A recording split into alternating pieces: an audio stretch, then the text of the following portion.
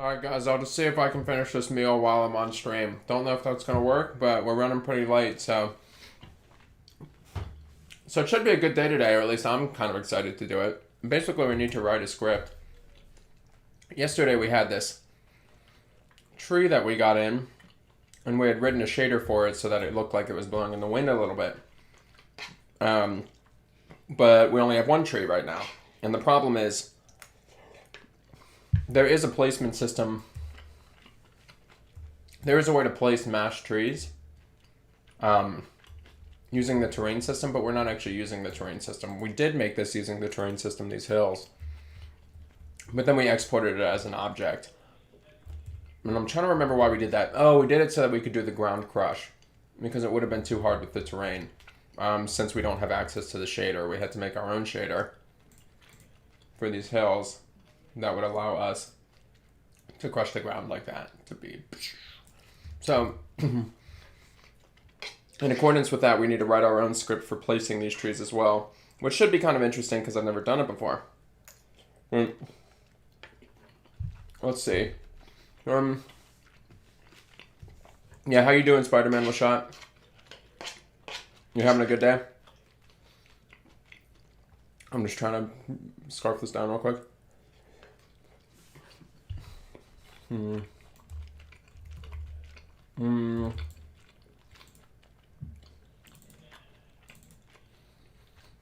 Alright, so we need to make a script called,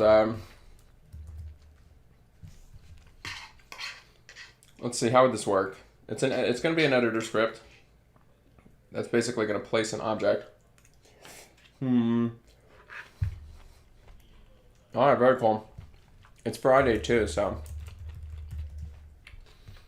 Place trees. We also might have to take a picture of this tree at some point. We might have to take a picture of the tree and Photoshop it.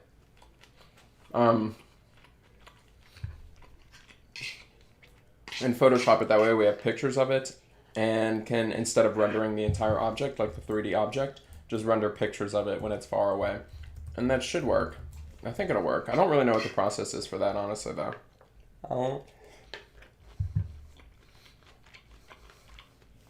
End of year testing. Oh, geez, yeah. Your guys' school year is almost over. So you guys are starting summer soon. That's exciting. Okay, let's see.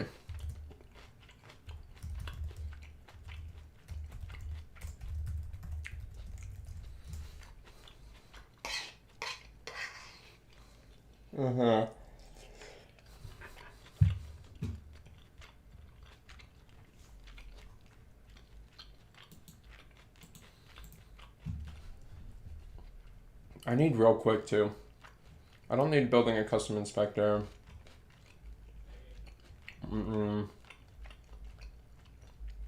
Probably menu items here. I need to place an object. I know what I need to do. Okay, cool.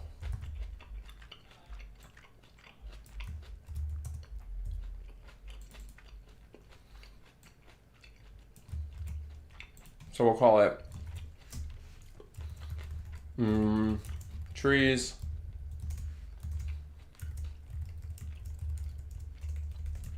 Place mass trees. So right now I'm going to break this into a smaller problem since this is kind of new to me actually. And see if I can just debug.log something. Placing trees. I'm just eating pasta, Alfredo pasta that I just made. The reason I'm late is because I had to make it a little bit of a different way than I normally do. And it took a little bit longer than I thought it was going to. So, let's see. Last bite here. Sorry, guys. You guys are about to watch me choke out on stream. Alright, very cool. Let's actually do this. Alright, blazing trees. So editor scripting basically allows you to change the Unity editor. Normal scripting will allow you to change the behavior of your game, say like by making the fog roll in or changing the sky or anything like that. But you see here, I called this trees, place, mass trees. And now up here, there will be something that says trees, place, mass trees. And when I click it, it debug.logs placing trees, which is what we have going here.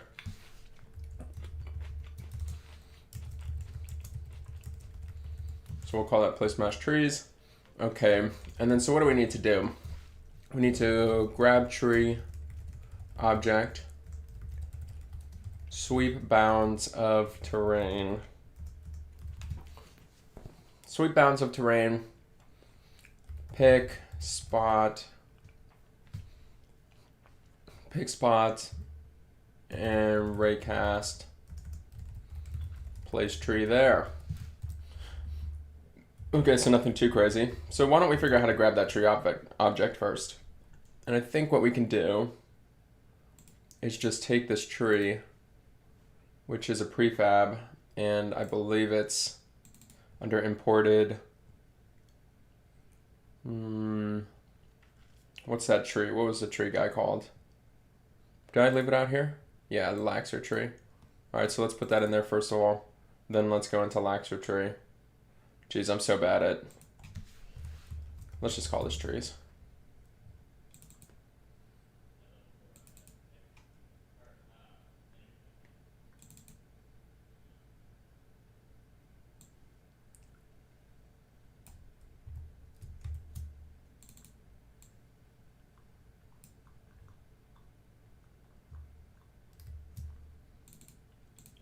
Okay, cool.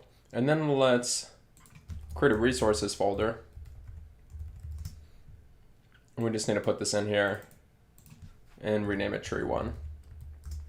When things are in your resources folder, you can grab them from scripts. So basically we'll say like game object tree equals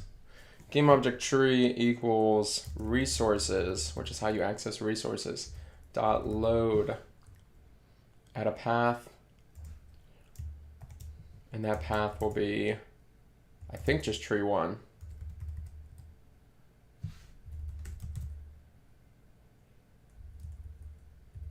And it'll be an object, and I think we can do as game object. And let's debug.log tree, and let's see if that works so far. Because again, you want to break it into the smallest things possible. Because if I wrote this whole script, if I wrote every part of this, and then tried to test it, I wouldn't know what part of it was breaking. Because it's pretty much guaranteed to break. How does it fill in the code like that on Visual Studio? So I'm using Visual Studio Code, which I would recommend over Visual Studio. So you have your Visual Studio, this one, Microsoft Visual Studio, and then you have Visual Studio Code. I'm pretty sure Visual Studio Code will fill in things for you. Or Visual Studio Normal will fill in, but Visual Studio Code definitely does. And I don't know exactly. Oh, I see. You mean when I pressed like.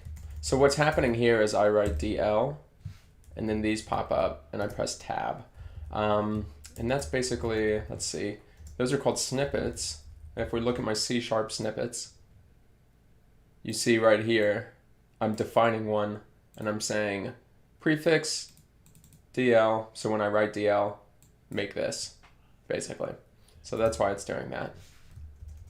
So those are custom things you can make. If you do something a lot, you can make one. I think I have a whole bunch of other ones. So what else do I have? Debug log error. I have a whole class, create navigator, makes this whole thing. I have this whole thing. Like you can do a lot. You can do a ton of code. Let's see, stateful. Yeah, so it makes all that. Cool, so let's go back. Cool, so it does grab it. Okay, so now we have the tree object. Sweep the bounds of the terrain. So how big is this? How big is this terrain? I don't actually know. Because we're only going to want to place the trees on the terrain, obviously.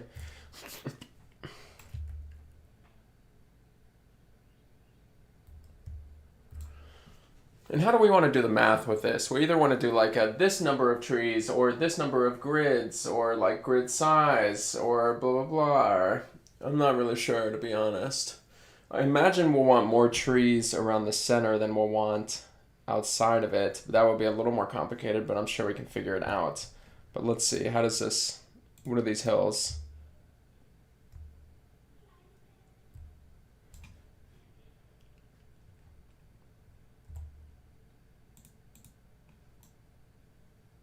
Where's the handle? Oh, it's back here.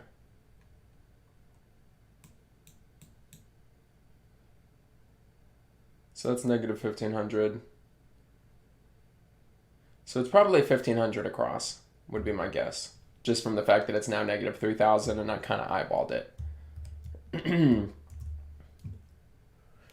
Sweep bounds of terrain. 4.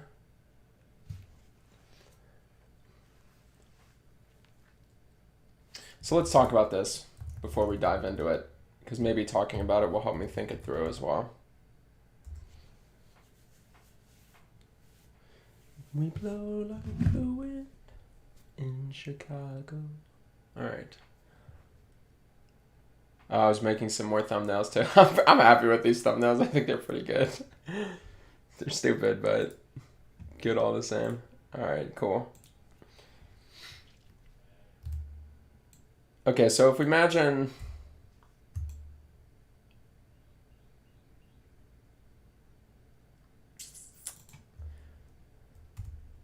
So if we imagine we have a top-down view of the terrain, excuse my... Usually, well, why even draw bounds? Let's imagine the canvas as the bounds. Basically, what I'm thinking we can do is we can split it up into... You can split it up into lines like... come on. I don't know what I'm doing, but whatever I'm doing, I'm not doing it right. Anyway, so we can split it up into lines like this. And then basically, so if we split the whole terrain up into these little grids, and then let's say that we place like 2 trees per grid, then we basically, or let's say we place 1 tree per grid, we basically pick a random point along here, along this segment here, let's call it right here. And then we pick a random point along this segment, let's call it right here. And then we'll be random, so it will not be predetermined, and then we'll place a tree right here. And then over here, we'll pick a random, let's say right here, and a random, let's say right here. And so that tree would be placed there. And we'll do that through the whole terrain. And so basically it'll end up with like a bunch of these trees kind of just sitting around, kind of uniformly distributed, but with some randomness to it. And I think that will probably be fine for our needs. There are more sophisticated algorithms for sure. If you guys are interested in that sort of stuff, you can take a look at, and this is again why math is cool. Sampling. Let's see if there's any images. Yeah, so a lot of stuff, and honestly what I'm doing is probably even close to Poisson sampling, except it uses, it kind of uses like this, yeah, some disk formula, I don't know. But basically, this is what a lot of the more sophisticated, this is the algorithm that a lot of more sophisticated algorithms use. And I think that it's fairly simple, so you could probably grasp it if you looked up how it happens. I'm going to go eat lunch. I'll be back in a bit. All right, see you, Caleb. So this is what we're going to try to do. So if we have a 15 by 1500, 1500 by 1500, basically we need to, before I forget, let's make this a layer. Let's call it hills. Hills is kind of a weird name. I probably should just call it something generic, like terrain, but whatever. Call it hills. So what do we need to do? We need to break it up into a grid space.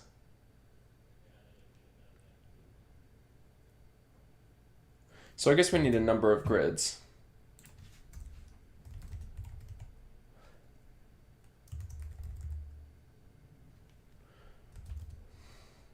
And let's just call it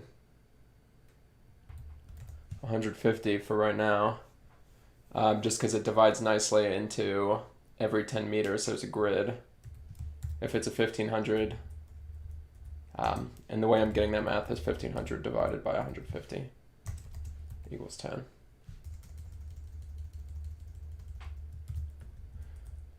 For int x equals 0, x less than num grids, do a nice for loop here, x plus plus. So we sweep over the x, and then let's go ahead and sweep over the y, int y equals 0. Y is less than num grids, y plus plus.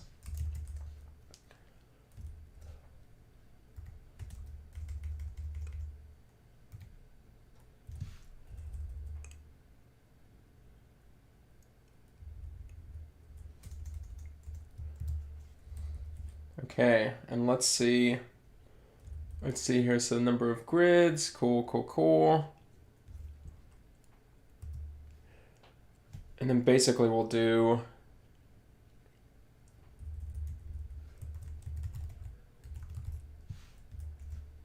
we need two randoms. Min inclusive, max inclusive.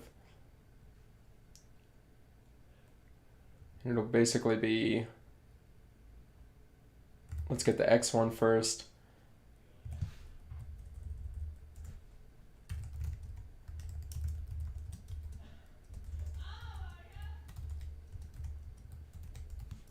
So we need a grid size. And it will go till x plus 1 times grid size. I believe that will be correct. So we get our first one, then we need to get our second one. But this one is for y. Because remember, again, we were going to grab random spots along this line.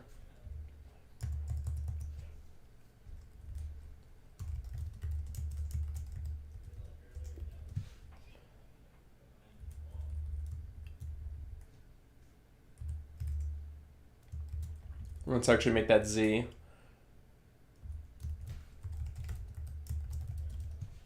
Because it's more accurate as to what's going to happen here. X position, z position.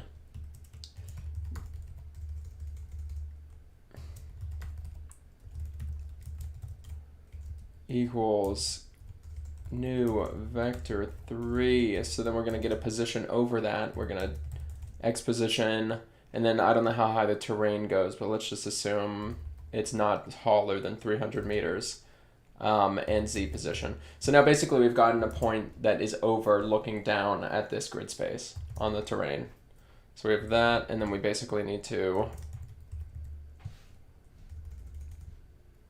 if raycast, if physics.raycast origin, the starting position, direction, vector 3 dot down, max distance 500, layer mask 1 shifted over 6, I believe, was the layer. But let's take a look at it. 6, yep. 1 shifted over 6. And I believe that's it. If that, place tree.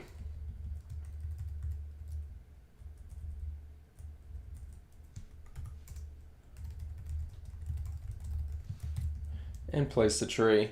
Very cool. So if physics.raycast start position, vector 3 down, very cool. So we're basically going to do instantiate tree.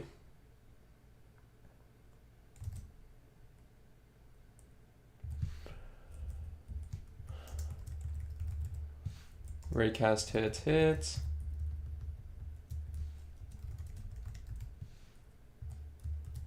Okay, because we need the hit. Hit dot point.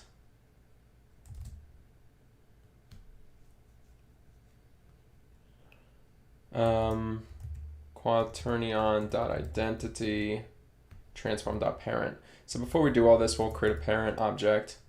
We'll say game object parent equals, and let's even say game object tree parent, because I just want them to look clean in the hierarchy, equals new game object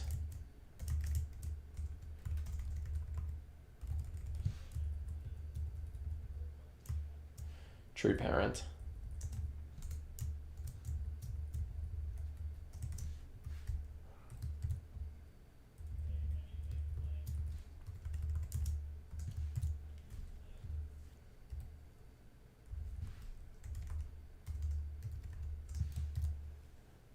Okay, cool. So we instantiate it.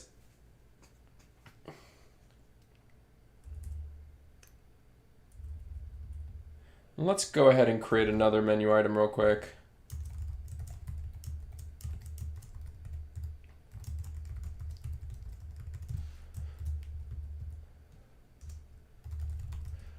Private static void delete all trees. Delete all trees, and then basically we'll do scene manager.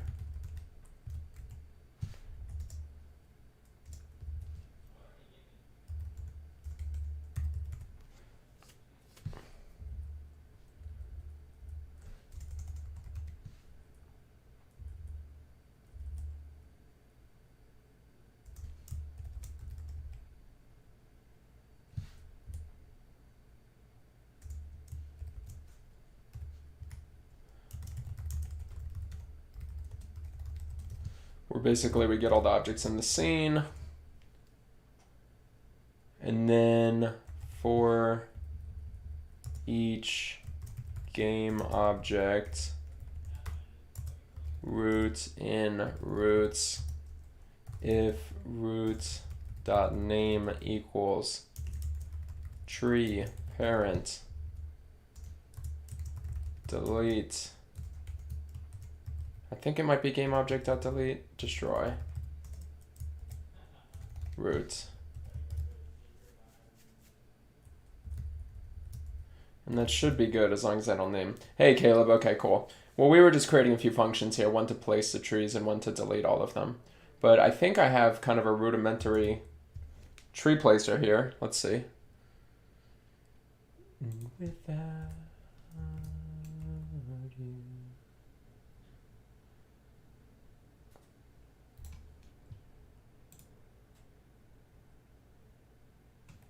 Let me duplicate this scene just in case something terrible happens. Okay.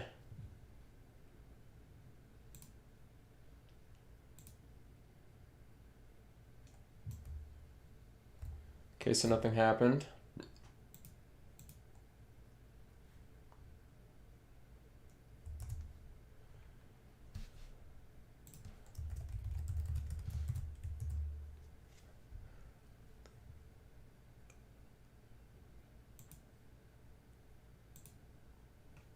Okay, cool.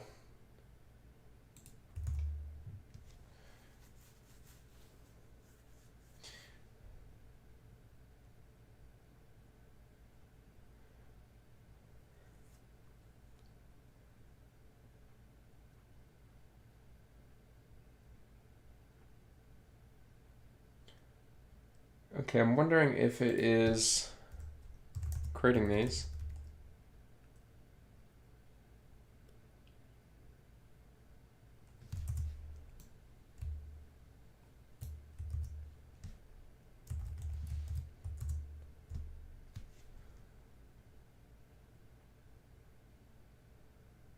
Hey, Lozano. How are you, man? I don't know that I've actually spoken with you in here before. But currently we're creating a script to place mass trees. But it is working to a degree.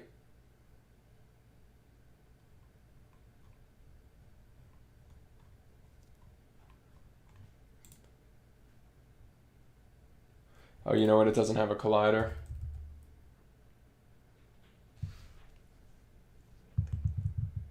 I actually don't want it to have a collider. No, okay.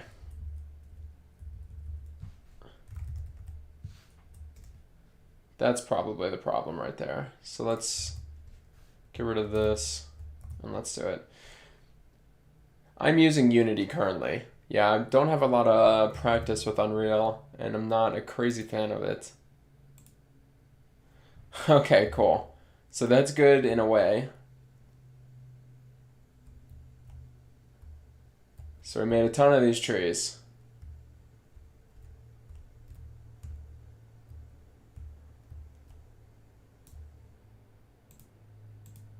We can delete all of them. It seems like it made it only a fourth of the way for some reason.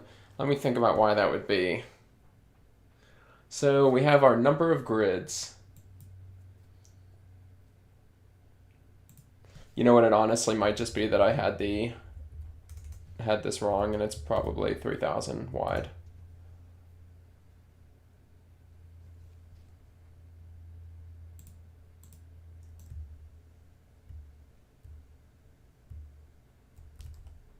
There's no way it's 6,000, but that's kind of what it's looking like.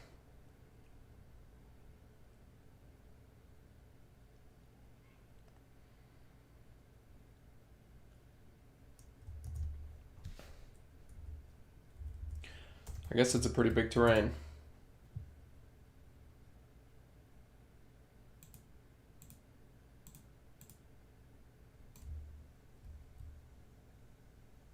Oh, I see.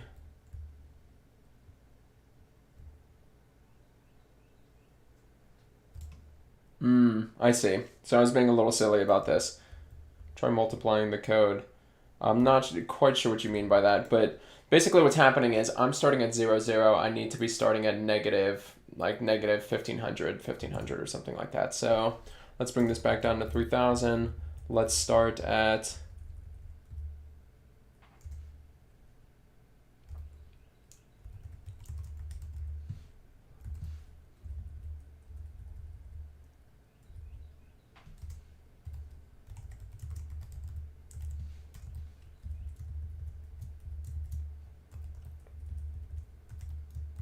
And that should work. My math might be off on that one. No worries, Lozano. Do you have some experience coding, though?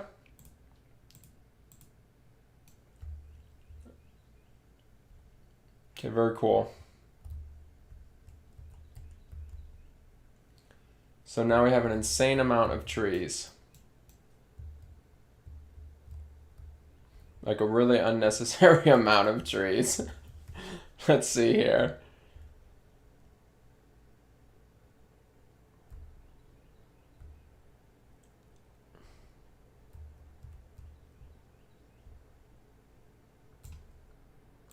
And how many are there? There's going to be a lot. Because what is it? There's grid size, number of grids. So it's going to be 150 times 150, which I don't know what that is off the top of my head. I think 2250.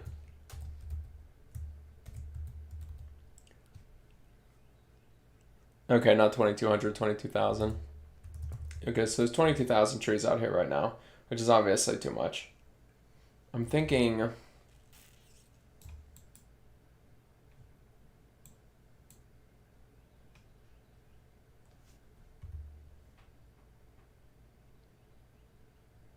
Okay, let's think here. You could say, how's everybody doing? I'm writing scripts currently for a game I want to make. Heck yeah, Lozana, that's awesome. You writing in C# or what? Of AI taking over game development? I'd say it's a very good possibility, Gusei. I would say, so currently what's happening in games, you know how it takes them like 8 years to make another like Grand Theft Auto or Red Dead Redemption or Cyberpunk or anything like that? The reason it's taking so long is because we're at a real technical blockade where we haven't... The only way for games to get better is for them to become more procedural, but we don't have the technical tools to do that yet, so we're waiting for AI to get better. So AI is getting closer. If you've seen things like Open GPT-3, let's see, it's basically a language bot that can basically talk like it's a human. Like, it's a little bit hard to distinguish whether or not it's a human or a person. So that's getting close. And then you have stuff like, actually also by OpenAI, let me just see if I can. They made Dolly, which is basically able to draw a picture of anything you want. So they just wrote to it an illustration of a baby daikon radish in a tutu walking a dog. And this is the stuff that it came up with. Or you could say an armchair with the shape of an avocado. And this is the stuff that it came up with. And then from there, there's AIs now that are able to take an image and make a 3D model from it. And they're able to do that pretty well.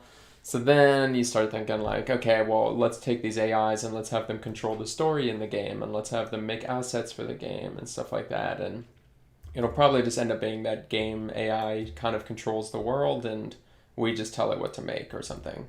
And then eventually maybe they'll just make whatever they want to make. But just waiting on App Lab. Haven't started making it. I'm just making scripts in Notepad for like missions. Okay. All right. Very cool. What language are you using, Lozano? Do you know? Yeah. I think everybody kind of forgets how advanced AI is getting.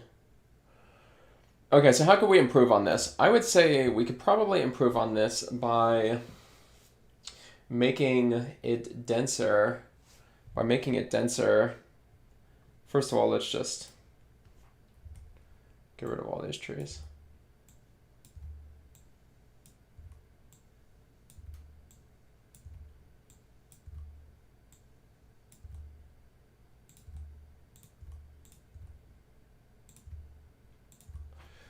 Let's see what that looks like.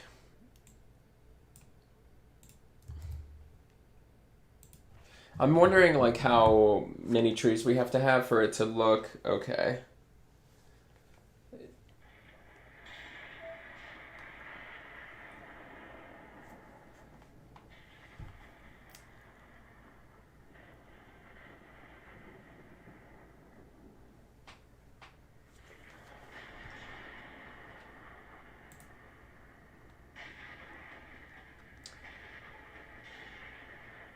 Hmm.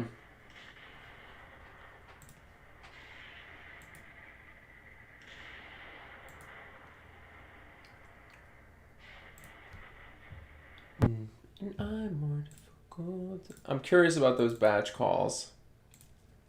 And I don't know if it's because we have SRP batcher on or what. And also, let's make them static.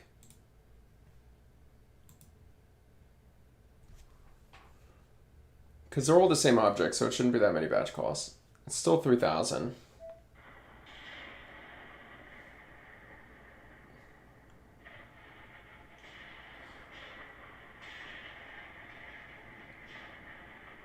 Which is definitely a problem. Hey, VR kid. Okay, very cool. C++ is a nice language. I actually don't really know it myself.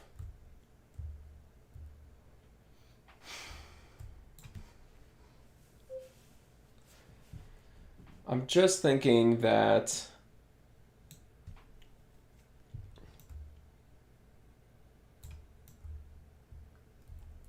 we'd probably be better off tightening this up.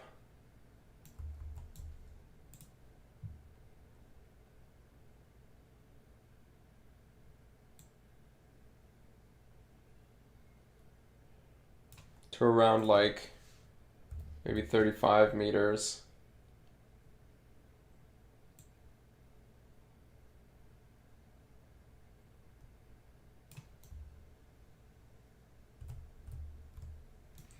Maybe like 35 meters, then making it dense. But how do I do that? I need to think about this algorithm a little bit. Currently we're doing grids, so we make grids across the terrain and place a random one, and that's uniform, but it's also uniform in the places that we don't need it. I'm thinking if we basically just put like... Also, there's another problem. These trees look terrible in VR. And they're tiny. These are tiny trees.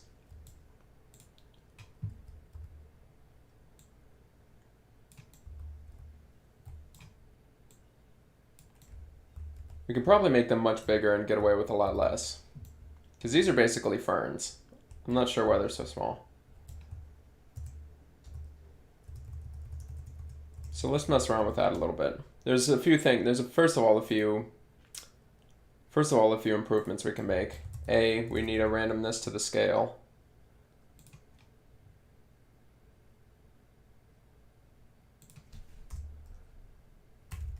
So we can do float scale equals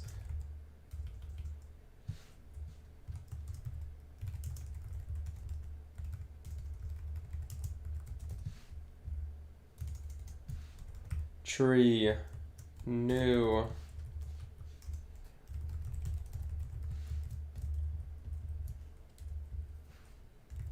Is there a set scale? No.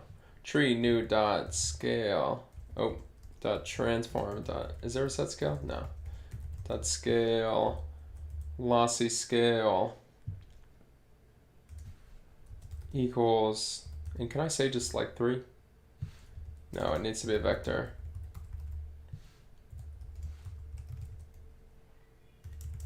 Float R scale equals random dot range. I don't know, let's do anywhere between 2 and 4. That's some wide range, but whatever.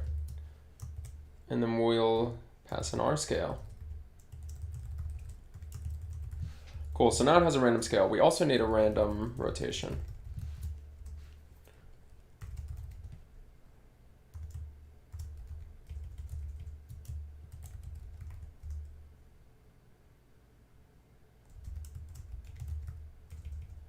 Our rotation equals quaternion dot Euler 0 random dot range 0 360, just to be the full 360, 0.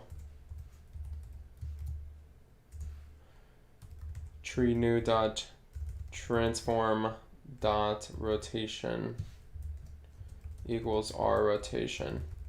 Yeah, the lightning is good. The lightning is good for sure. How long did it take you to learn coding and in what language? I learned starting in Java. I did it in high school, not by myself. I took a class, and I guess I had the class daily for about 40 minutes, and I would say it was about 3 months before I understood it enough to basically code.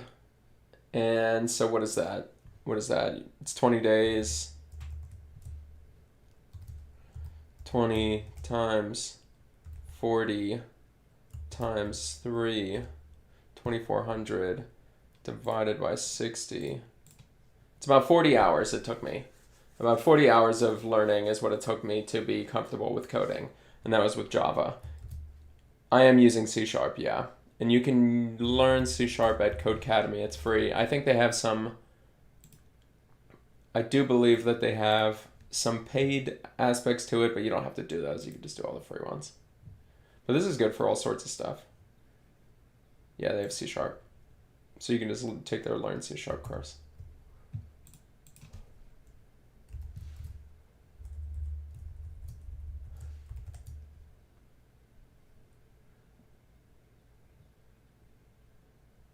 That's just not true.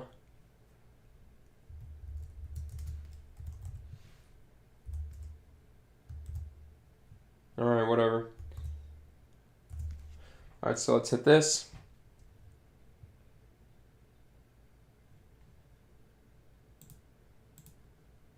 Ha! Okay, so that's a lot better, I think. First of all, it's better looking. I have no idea where the... Oh, there it is. Oh, geez. Wait a second. I just realized I might be deleting actual things I need while I'm doing that.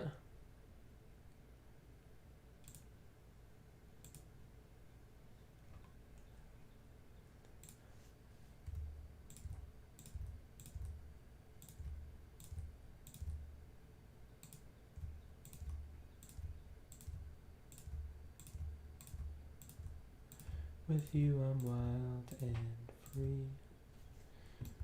We move like the wind. So this should be pretty good, I think. In Chicago.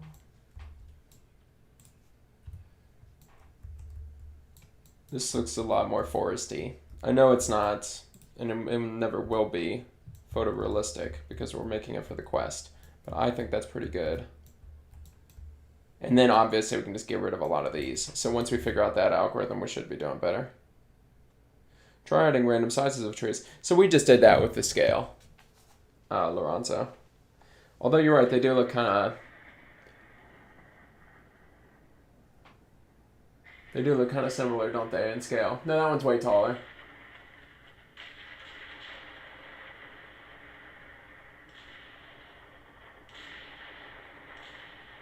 They're not moving in the wind.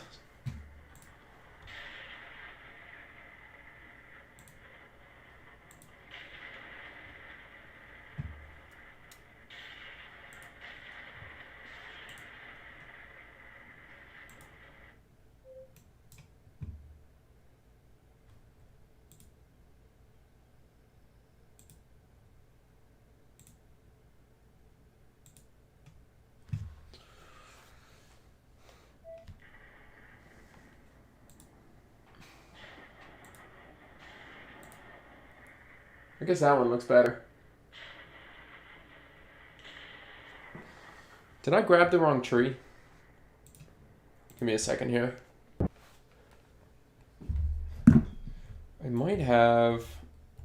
So you see they're kind of blowing in the wind. I might have grabbed the wrong tree. Let me think.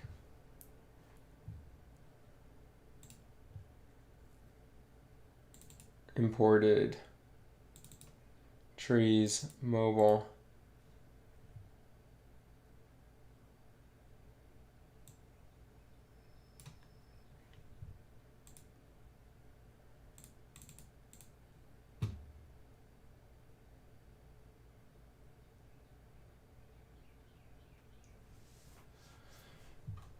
It must have been that I didn't apply the prefab changes when I made them.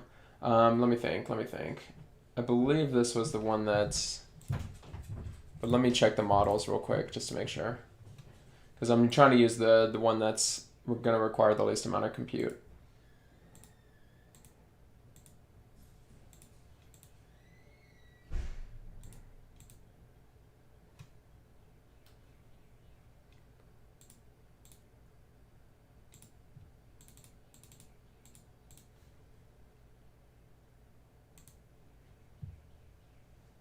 Okay, cool.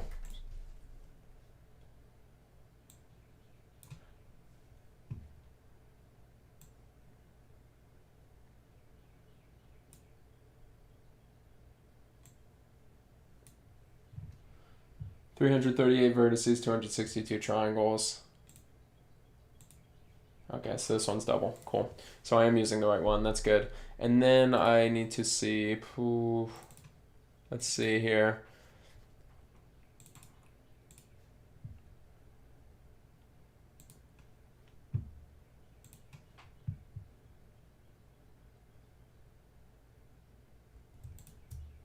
Park, WH.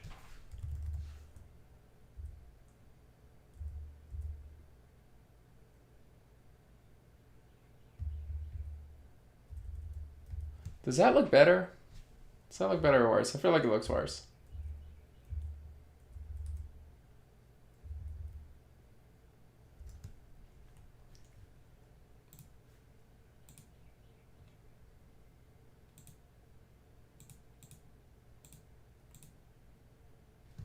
Okay, cool.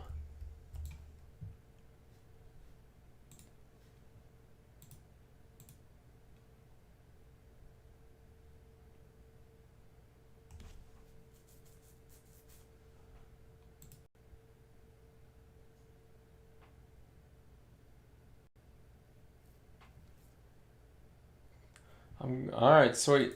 I'm glad it looks good. I'm glad it looks good. Gucci did. Let's see.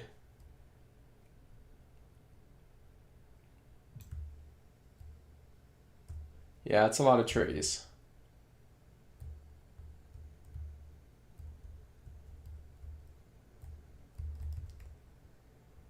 Okay, cool. So I think that will be good if we can just figure out how to basically make it more dense around here and less dense everywhere else. So then the... One second here. Let me, before I forget this, switch this back to SRP Batcher. So I believe that we may be able to reformulate the... I believe we may be able to reformulate the problem into being radial as opposed to being grid spaces. So what I mean by that is... Geez.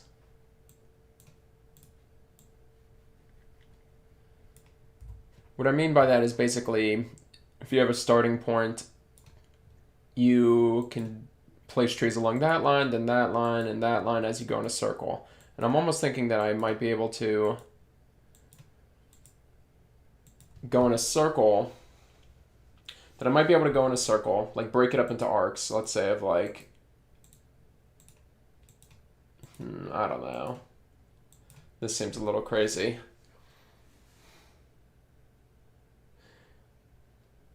If I break it up into arcs, and then along those arcs, so it's like a for loop of arcs, and then a for loop along the arcs. I basically break it up into increasingly bigger distances like this. And then I place it randomly on this line with a little bit of variance along this direction so that it's kind of random. I'm thinking I can probably make it work a little better. Let's see. Is there a better formulation for this?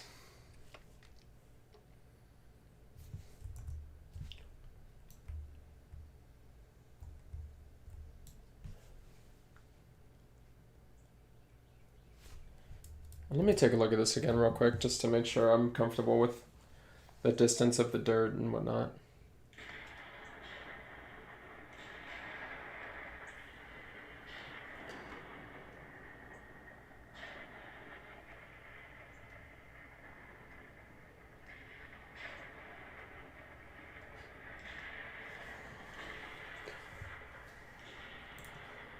And falling like the wind.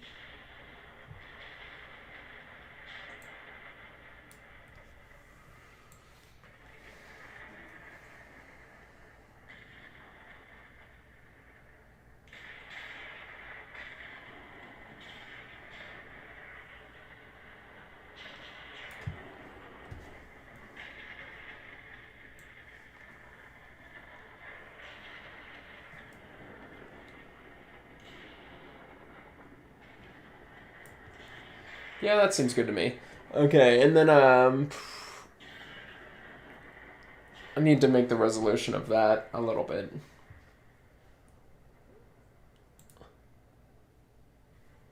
Because I don't think I have a... No, I do. I have a grass scale. So I'm doing random stuff now.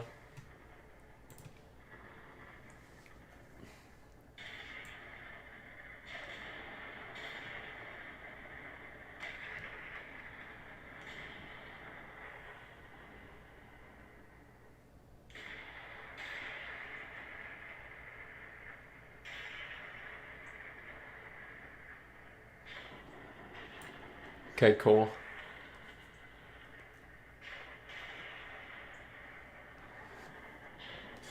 Okay, cool.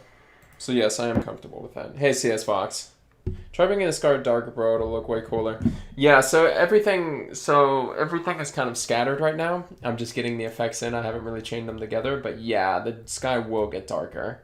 The thunderstorm is going right now just because it's in there. I should probably take it out, actually. I should probably turn it off for now. But yeah, the sun will go down. The sky will get darker. You see these clouds are already dark, but they should be light, actually, right now.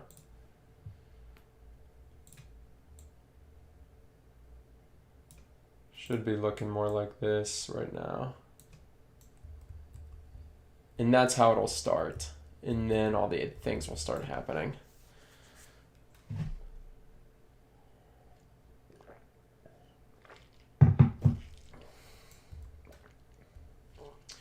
You know what I might be able to do? I wonder if I can do concentric rings. I wonder if I can start at the center. Let's say that's the dirt. Take a ring.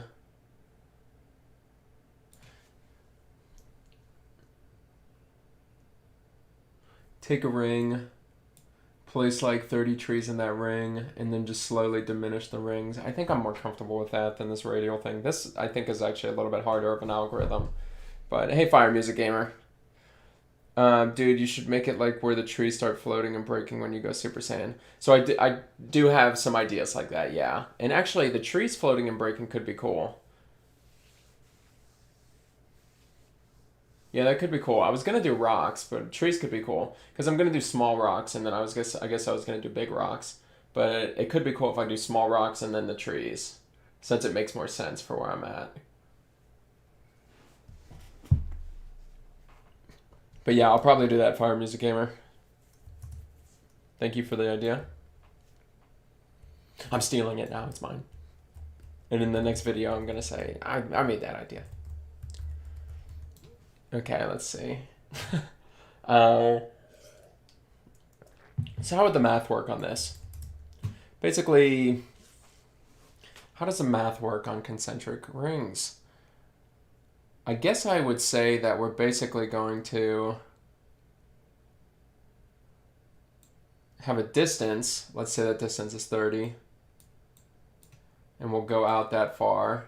We'll make like a line that goes out that far. Then we'll randomly rotate this by a random number between 0 and 360. So it could be this, or it could be this, and then we'll place a tree there. And we'll do that 20 times. And then we'll move another 30. Okay, we also need a metric for, there's going to be some problems with this.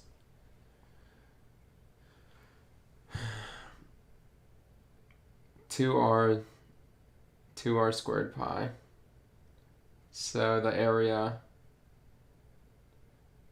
pi r squared.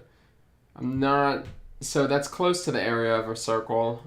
It's twice the area of a circle, the formula you wrote out there. But it is cool that you know that. Let's see. I was considering, if I have time, adding some energy shots, like where you're like, yeah, and it's like, pew, pew, pew, pew, pew. I don't know what that would do. Probably nothing, but it could be kind of fun. Okay.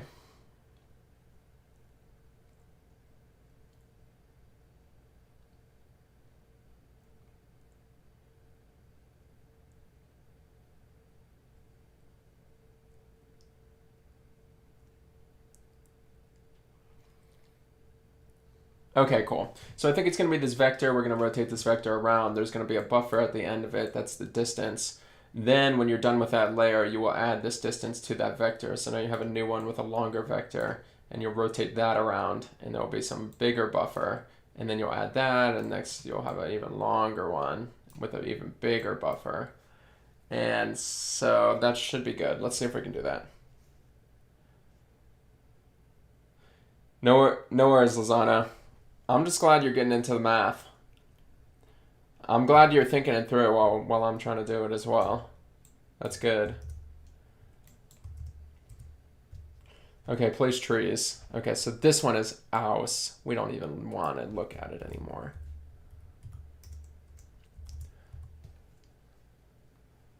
I'm not even going to worry about the number of rings. Let's do float initial ring size.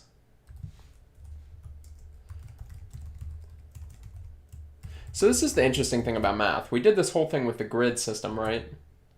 And then we were like, oh, well, that doesn't really work. And you might think like grids are the only way to do it. But then you're like, but what if I approach it from the stance of it's a circle, and I need to like have concentric circles. And so that kind of stuff is fun. Initial ring size, let's go 5 meters. And not more difficult than trying to bounce a football, please, for me. Let's say that it's 5. Initial ring distance, what were the hills at? Stupid trees.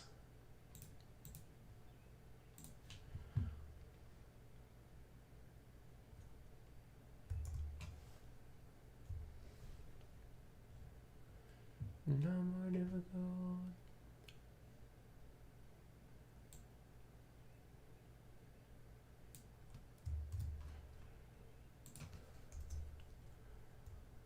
Add collider. Sorry, I'm just going to make sure that I have this.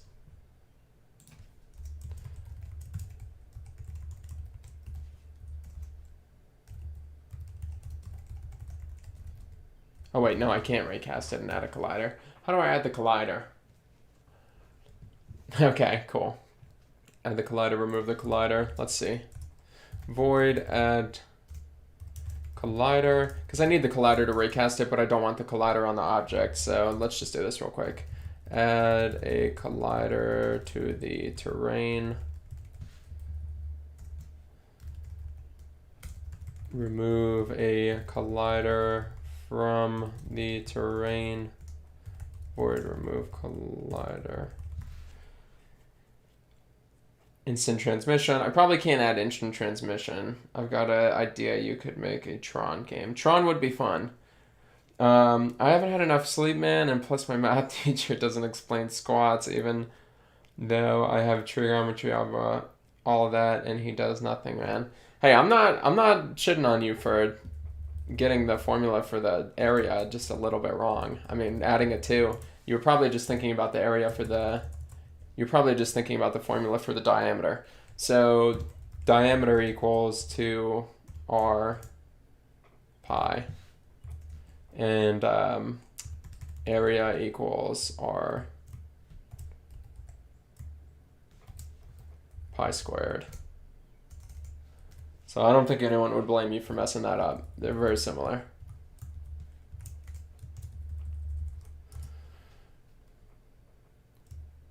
Add collider.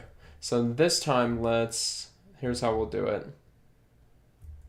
We'll just copy this.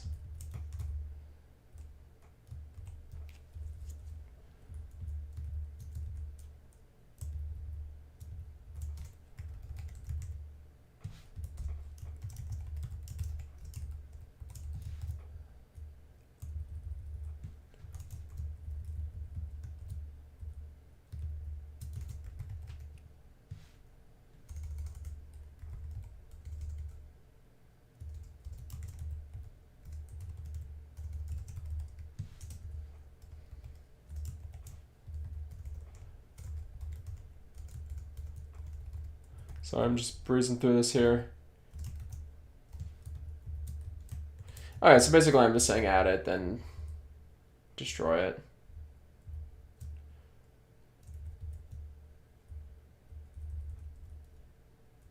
But there's something wrong, and I don't know what it is.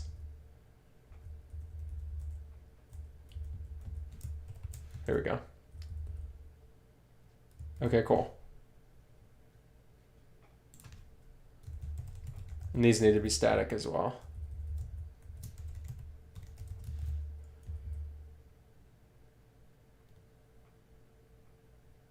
Okay, heck yeah. Well, learning by yourself is kind of the way of the future, I guess. Make a stepsis simulation. I don't know. I'm not sure I know what you mean, Fire Music. Why would I make a stepsister simulation? You mean where you like try to be the best stepbrother you can be, you mean? And she's like, oh, you're the best stepbrother I've ever had. That could be fun. Let's see here. But no, I don't know what you're talking about. I don't know why you would say that. Let's see here. Okay, start ring distance. And let's go ahead and delete this mesh collider off of it now. Yeah, well, luckily, but also luckily, Lozano, the internet is basically the best teacher you could ever get. So even if you have a bad teacher, you got the best one in the world at your fingertips. Which is kind of sad for teachers, I feel like, to know that they're just totally subpar compared to the internet. Okay, start ring distance, initial ring size. Cool. So I guess, what was the algorithm? We were gonna...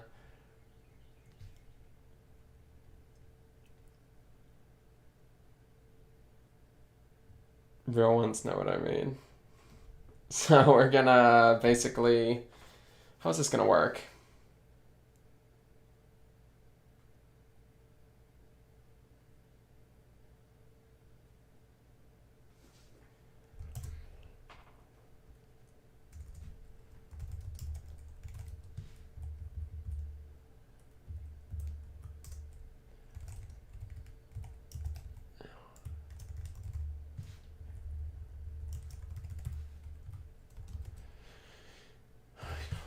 I don't know, let's say there's 30 trees in a circle.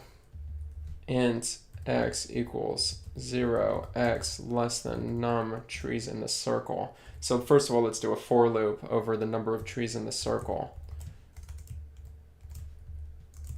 And then for each time,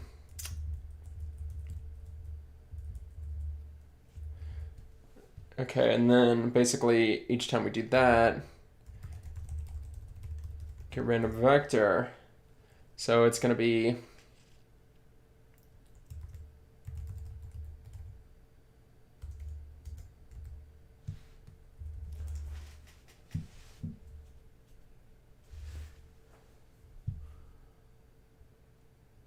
on a circle with radius 1.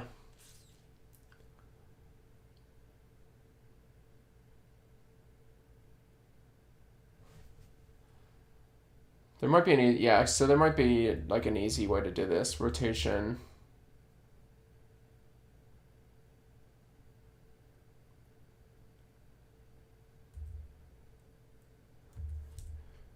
The problem is they're not quite what I need.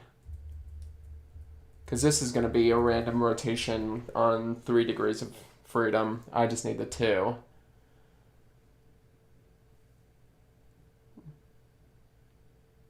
Although I could probably...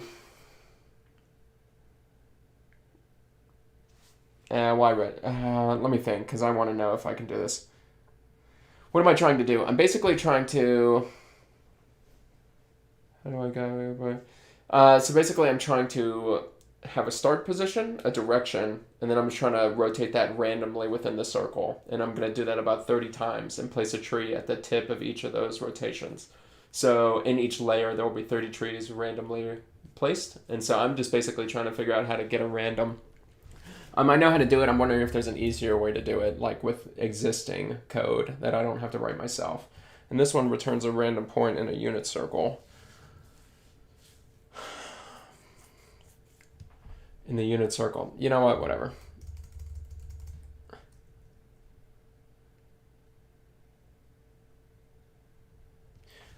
So let's just do get random vector.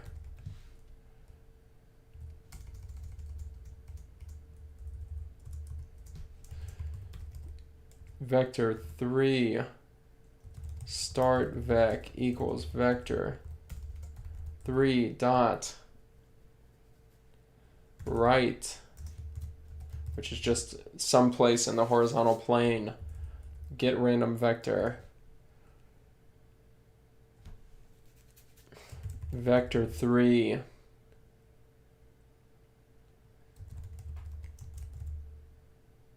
equals vector 3 start position equals start, is it quaternion? I feel like it's quaternion dot Euler.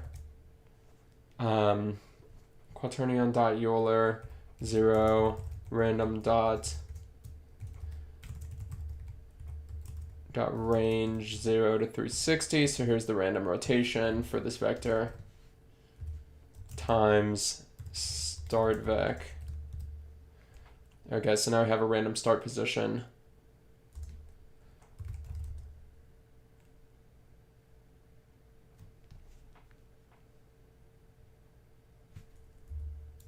Well, that's actually not true, because the start vec needs to be multiplied by start ring distance.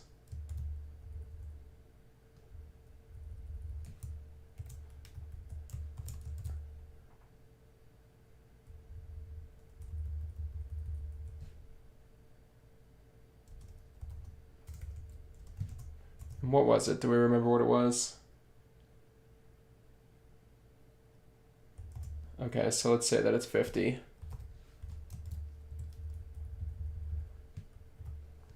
Okay, so now we have a starting rotation.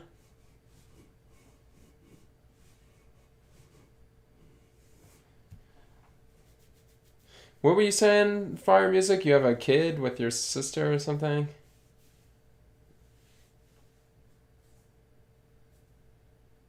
She's 16 and I'm 14.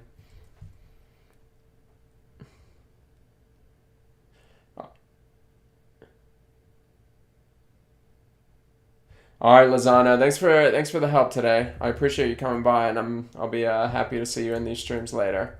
Oh, and join the Discord. If you want to learn to make games, we got a whole bunch of people in there learning to make games. So that's cool. Link to that in the description. You should definitely join. But have a good day. Heck yeah. All right. Sorry, Lozano. Glad you came. Okay, cool. So now we have the starting position, and then basically we need to add randomness onto it. So then it's going to be start position plus equals start position dot normalized times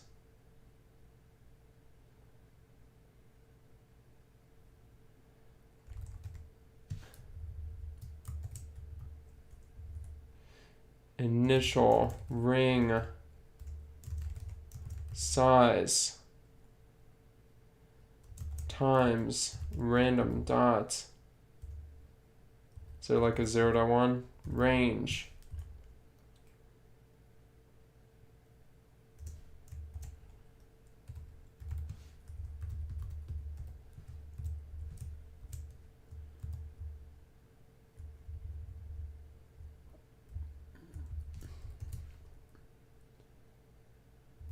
Does not exist in the current context.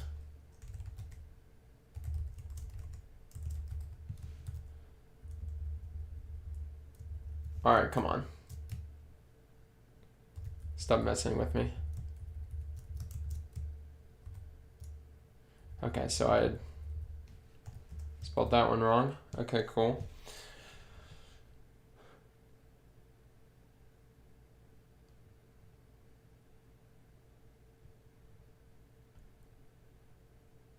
You don't even know if you have a kid yet, Fire.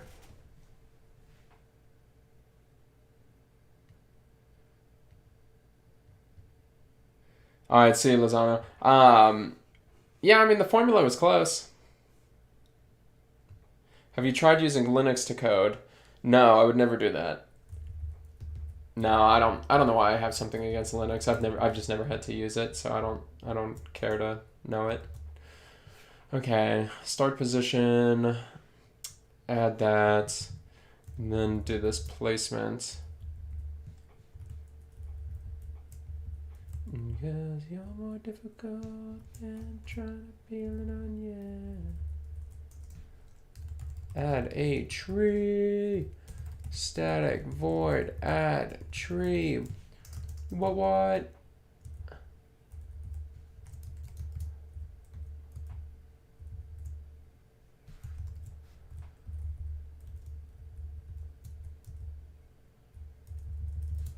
Add vector 3.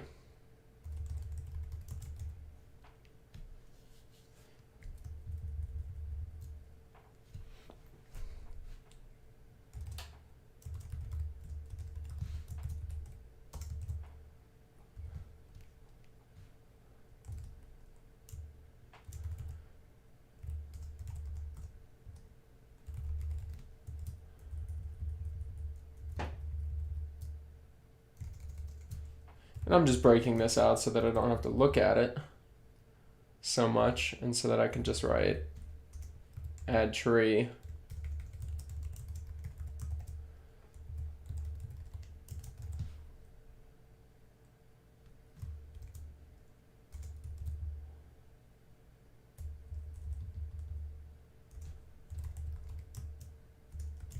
Plus equals vector 3 dot up times 300.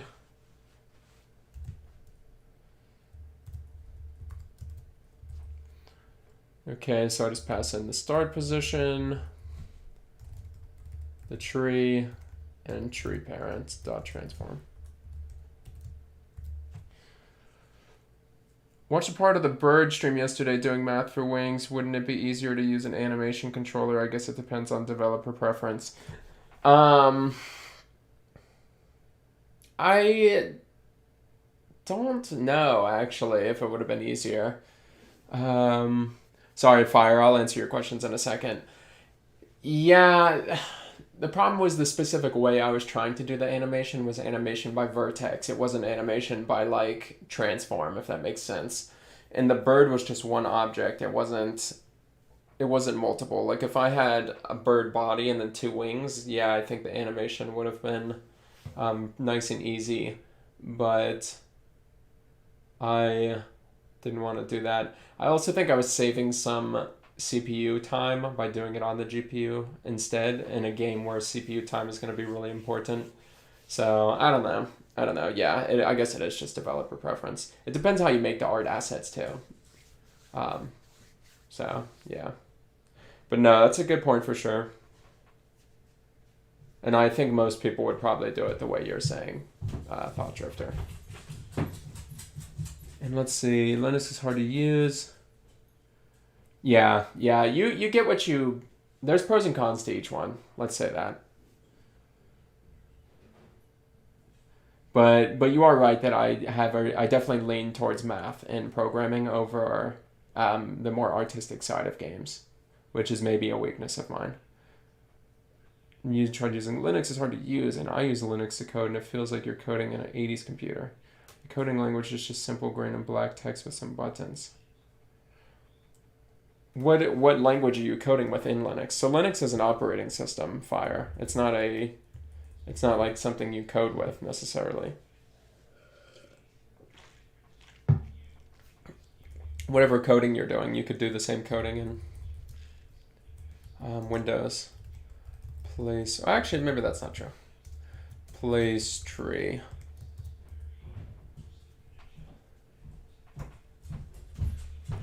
Get a random vector.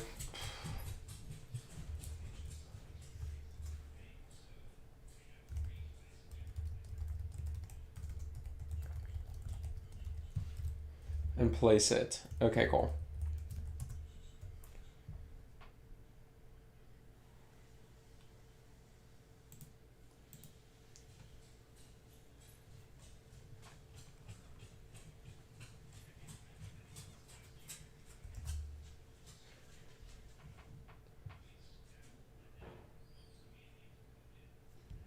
Okay, so it did not work.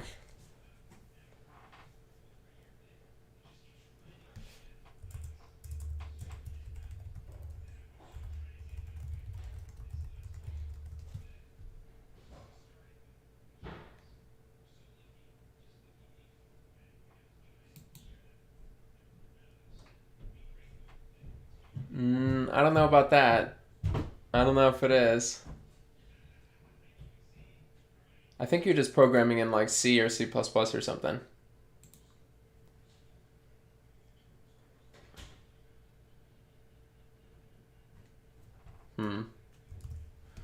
But I'm open to be proven wrong about it. Yeah, show me proof. Yeah, I'm not like opposed to it being a programming language. I just don't know it to be that. Let's see. Okay, so that didn't work. Why? I don't know. I'm a little bit worried that add tree was the problem for some reason. So let's do this.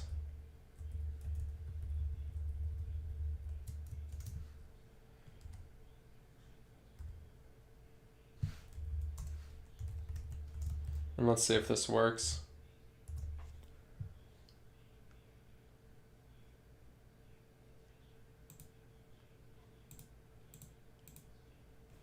Okay, it still didn't work. Okay, cool.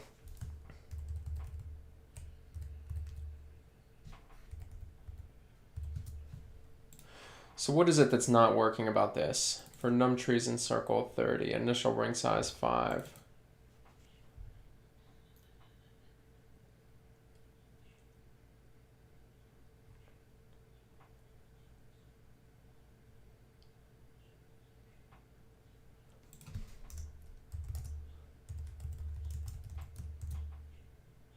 You know what it might be? It might be the collider.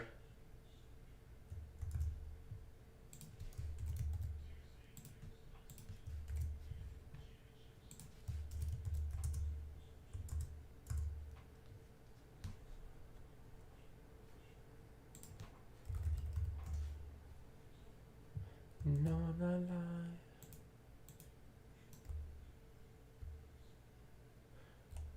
Okay, very cool. So I'd say that worked pretty well.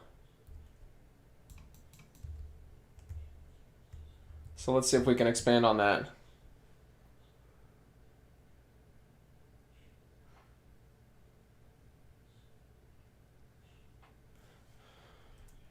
Yes. All right, I'll look up Linux. I'll look up Linux apps though. Linux apps.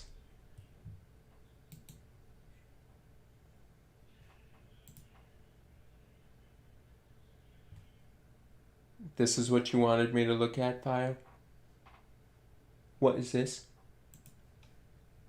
No, I'm kidding. Central Linux apps, free and open source software. Yeah, I just don't think so, Fire. It's as Thought Drifter said, it's a kernel. It's something that you would write software on top of. Let's see. Okay, cool. So we have these cool trees, and then basically we need to... Now we need to figure out how to do the other layers of this.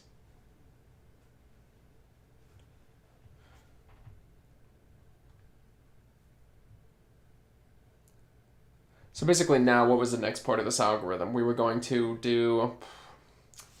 There's a number of trees in a circle.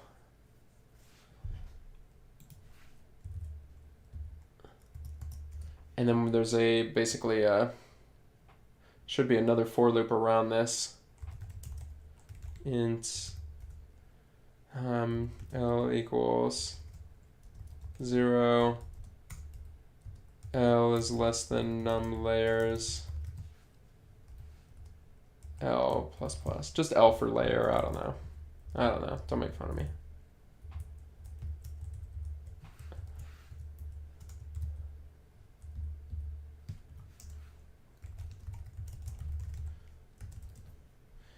Let's say that there's 6 layers.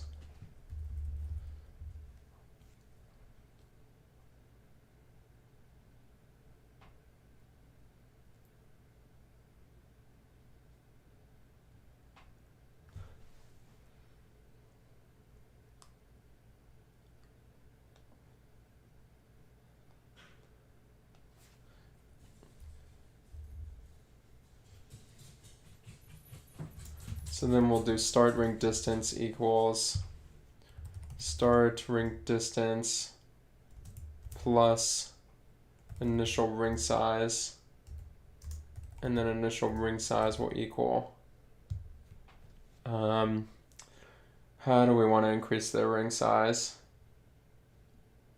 I guess it's 10% of the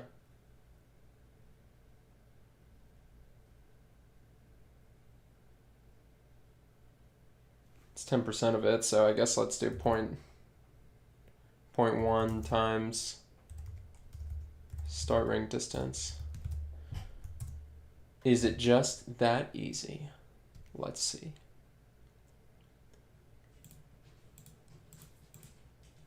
My God, it is not.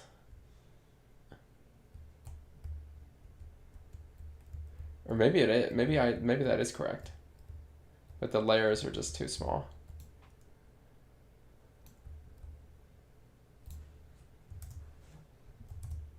It's kind of hard to say, honestly.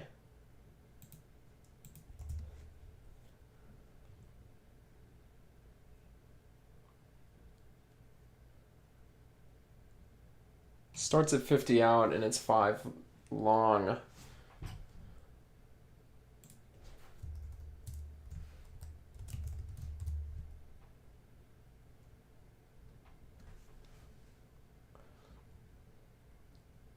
So let's walk through this in our heads. Well, actually, it's quicker just for me to. Linux development environment beta.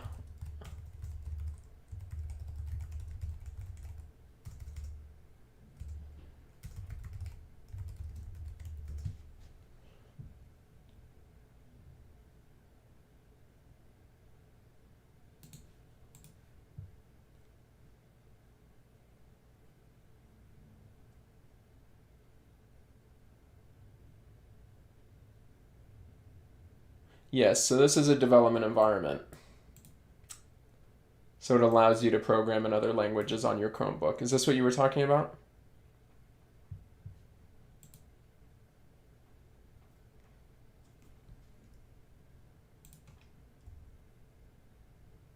Okay. Yeah, so that's what we would call a development environment. It's basically a set of tools that allow you to develop a language, and specifically this was on your Chromebook. So where you couldn't normally program on your Chromebook, but through using Linux-based tools, which I'm sure Chromebook probably runs off some version of Linux, you can program on your Chromebook, which was not previously possible. Yeah, no, I mean, for sure, it's going to take some experience to use it. But that's cool that you're doing it.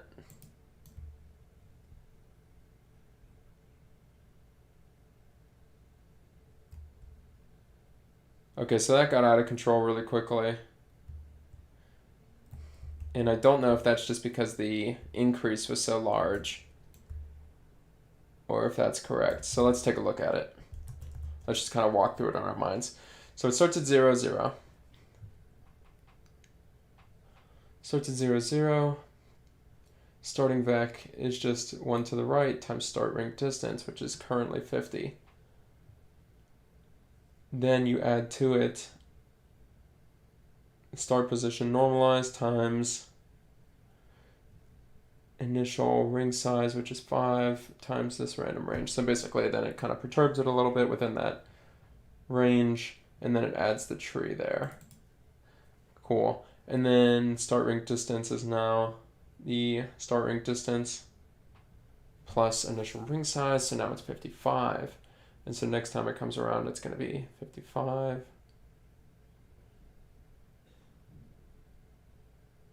And the initial ring size is bigger. So it'll be 55, the start ring size is 10.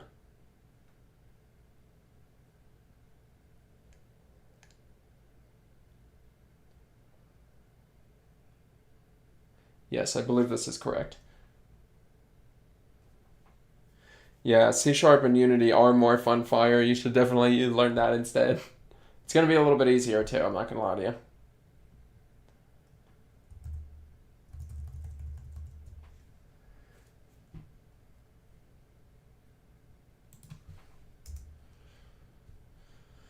Float, ring,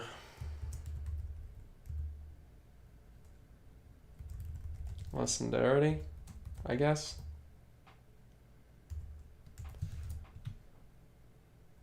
I think lessendarity is a word. Lessendarity.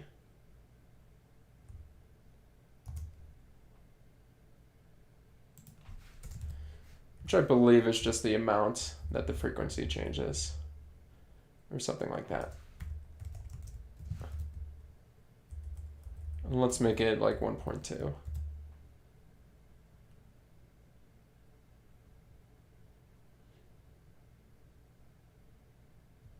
Oh, I see.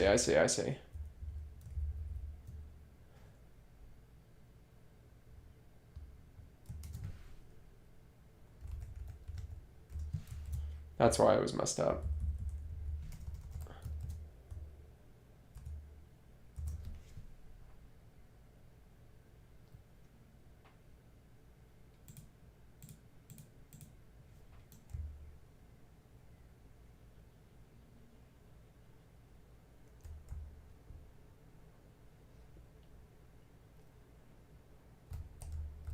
Ah.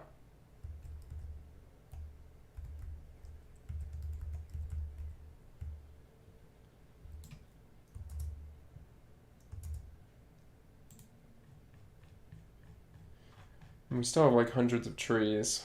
It worries me that they don't seem to batch these trees.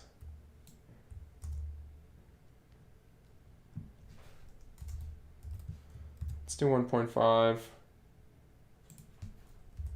Let's make this 20.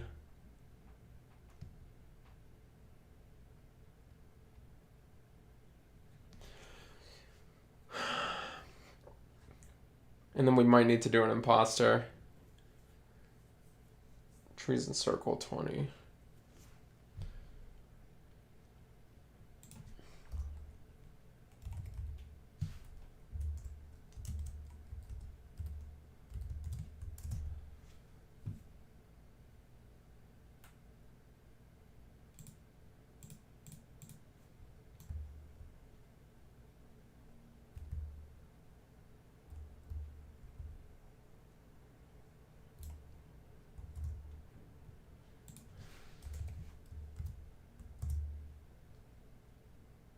And now I'm just kind of messing around with values so I can get something that looks pretty good. Man, it really doesn't want to work here.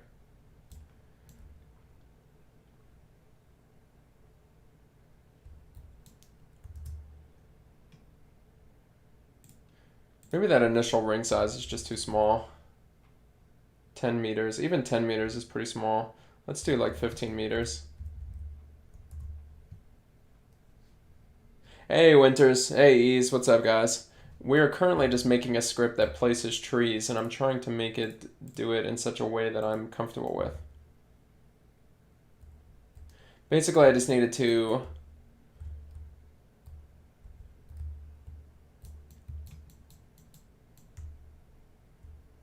Okay, cool. Yeah, I'm good with this.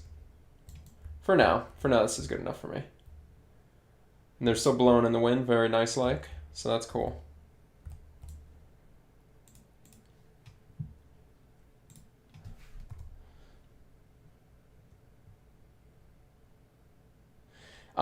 Yeah, so I definitely could do that. The reason that I'm not doing that Thought Drifter is because I had to write a custom shader to get this ground crush to work. So there are a couple ways I could have done it. One, the way I did it the last time I did it, this ground crush where the ground sinks in. So you're powering up and then it's like, and the ground crushes under you. The one way to do it is to use the terrain tools, cut out a part of the terrain, place my own object on it with my own shader, then crush that using a vertex shader. Because I'm using a vertex shader to do that. I don't know how else I would do it, honestly. And I guess you could animate it using some sort of like high-end animate tool, but I'm not going to do that. I'd rather just use math. And so then the other option was to create a terrain using the terrain tools, then export it as an object. That way I could run a vertex shader on it of my own liking. And because it's not a real terrain, I now can't paint the trees onto it. So I just had to write my own placer real quick, which I'm happy with. That's fine. The only question I have about these trees now. Thank you, Winters. I appreciate it. Yeah, just kind of the plight of using your own tools, basically. The only question I now have, and actually, you know what, honestly, Thought Drifter, this is cooler anyway, because Fire had a good idea earlier where basically once you've powered up a whole lot, these trees will start lifting up and rotating as if they like ripped out of the ground. So that would be cool. I was going to do that with rocks, but that's actually way better to do it with the trees because I don't have to draw any more objects than I'm already drawing. And now I can do the small rocks, and I can probably put more of them without breaking the quest. Because I'm definitely worried about performance with this game, even though it's simple. It's got a lot going on. Okay, I'm glad you like the trees, Winters. I'm happy with them for sure. I'm especially happy with this really simple wind that we have. Because honestly, I think it looks pretty much just as good as the wind Unity does, and I'm pretty sure my wind is way cheaper. Actually, you know what? It probably is not. I believe... So here's something kind of interesting, because we sort of have time here. Computers... Let's see.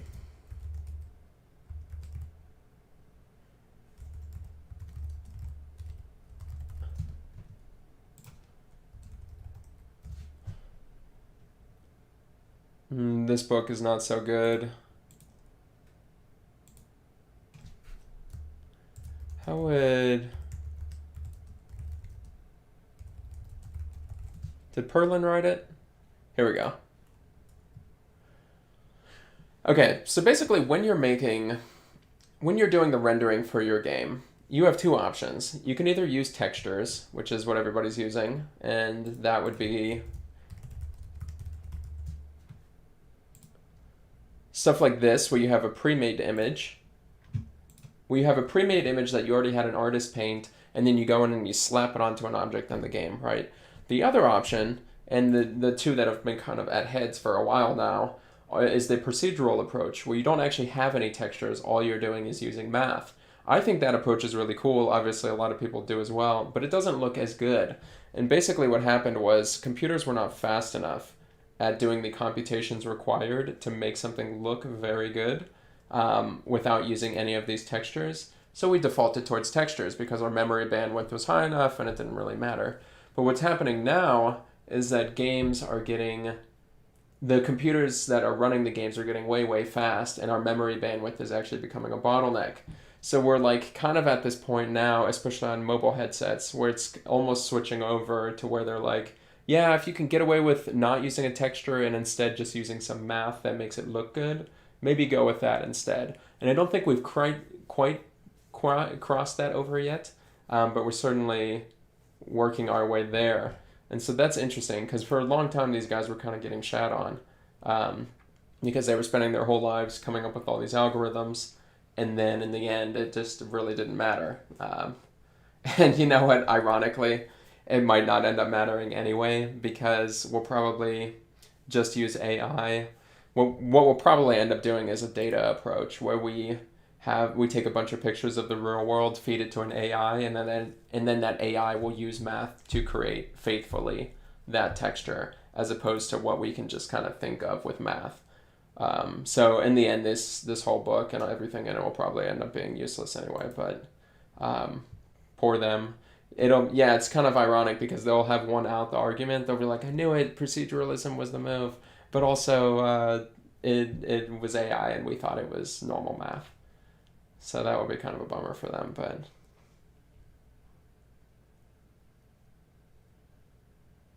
the game idea is good, like the stream and how you explain things. If I don't answer, sorry, volume low.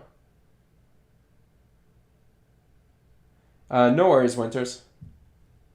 But yeah, so it's just this really interesting place to run with games right now, or at least I find it very interesting, because you're seeing more and more of the math sort of creep in. But oh, I remember where I was saying that. So they're using Unity uses textures to animate the leaves. It's going to be called I think it's called like a Flutter map, and I don't know if this will actually pull up anything. Okay, so Flutter map Unity maybe. Anyway, it's basically a texture that says how much to move the branches. I'm using procedural math. I don't actually know which one is faster at this point. I honestly might think mine. I might think mine, to be honest. So that's cool.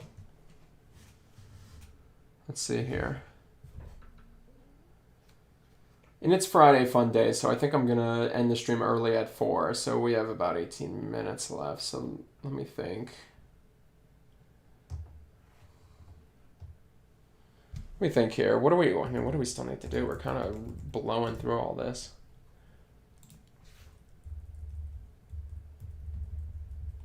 We basically just need to do the smaller rocks.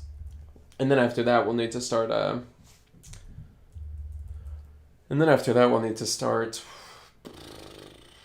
linking it all together, because right now it's not anything. It's just a bunch of effects that kind of happen when I want them to, but I need them to happen when you scream in a series of events. So we'll have to do that. So let's see if we can get these rocks. I think that there's a... You blow like the wind in Chicago.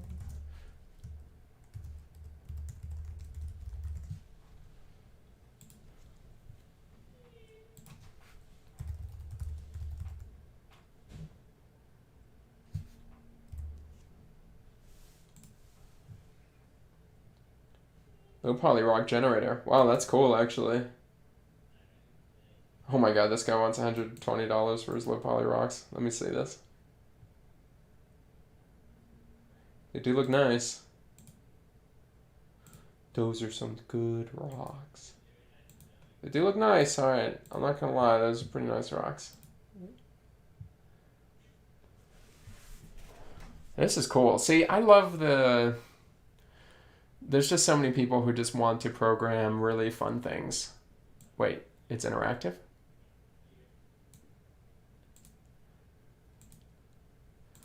Like this, like for sure took him maybe a month, but it's just so interesting. And honestly, maybe I could use it. No, I don't need this. Okay, let me think. Simple rocks.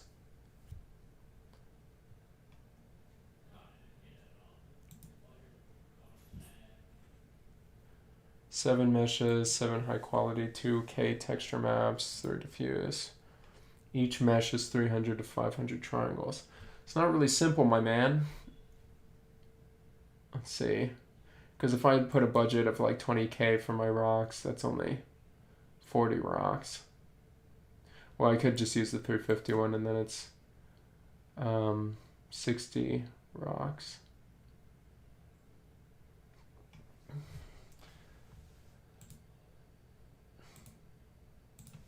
Yeah, he thought simple rocks meant not simple rocks. And he thought simple rocks meant really high quality rocks.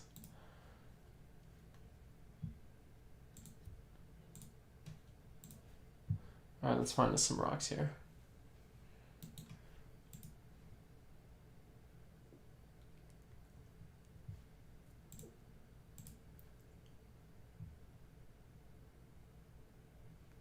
Would low poly work in any way in this? What I do consider is that perhaps I can grab a low poly mesh for a rock. You know what? I might be able to make my own rocks and just put these textures on them. Let me take a look at this.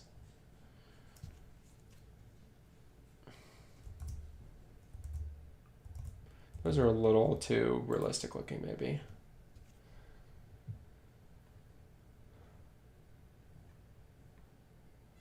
I wonder if I can use Pro Builder to make my own rock. With like 6 vertices.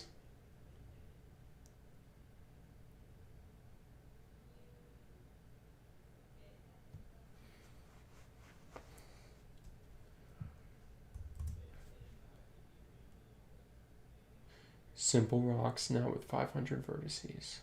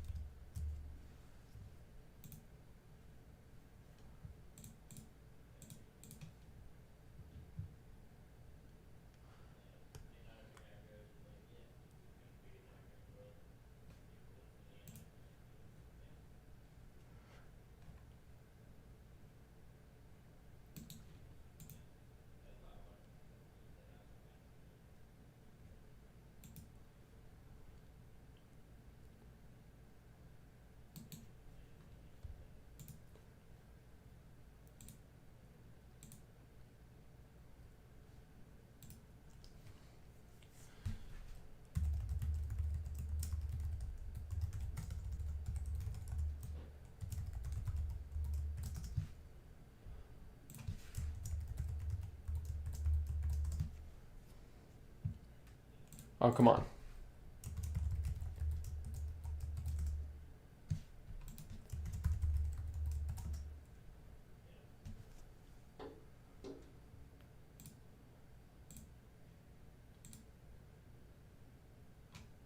Okay, cool.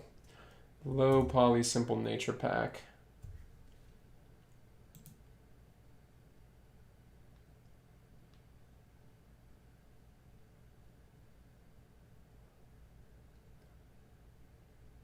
What am I doing? Jeez, I'm losing it. Where's the package manager? Okay.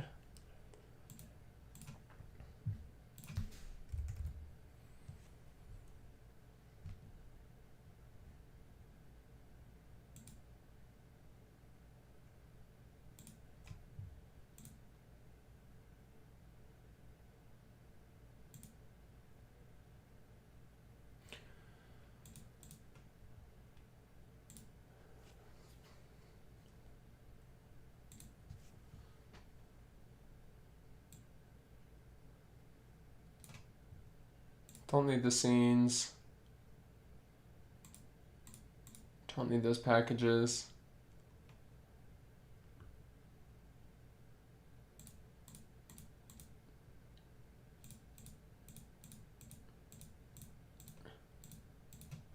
Don't need any of that. Or any of this.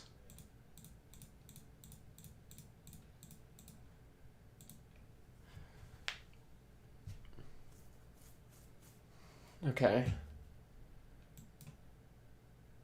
Did it import it? Wow, that was fast. All right, cool.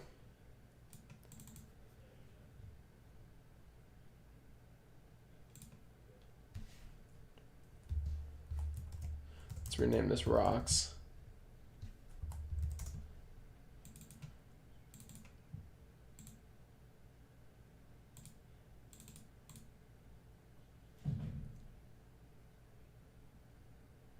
Without myself.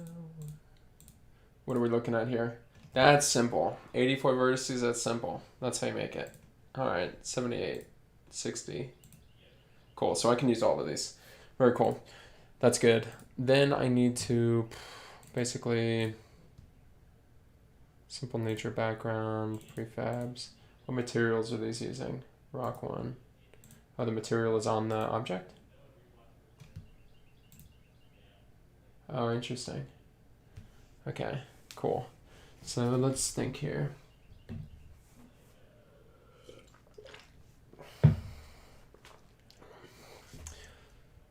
I believe I can just get...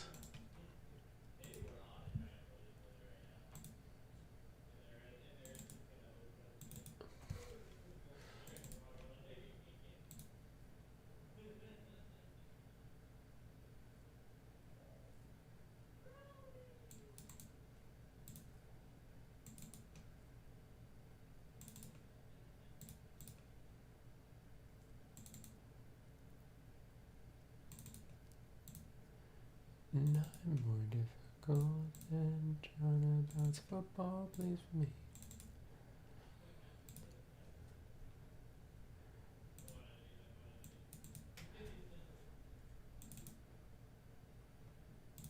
Okay, cool. Let's just open it up. Let's just open it up and find what it is that I'm looking for. For some reason, it's like really, I don't know how I structured that project, but it's like extremely hard to find any of the stuff I'm looking for. And I don't feel like crying. No, I'm not lying when I say that I'm lost without you. Wait a second for that to open.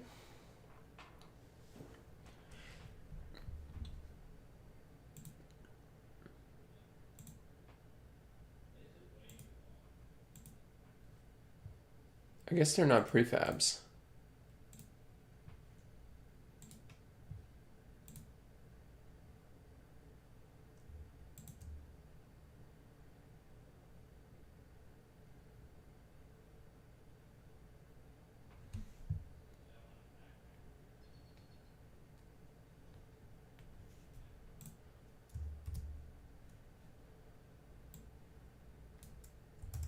Okay, cool. So that's why I couldn't find it. It just didn't exist. I guess I didn't make prefabs out of it, which is fair enough. Let's import that. Art. Particle effects. Small rocks. 0, 0, 0. Remove that.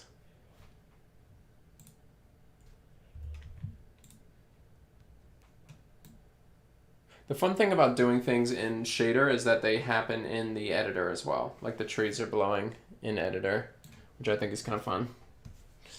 Ugh. Okay, let's see here.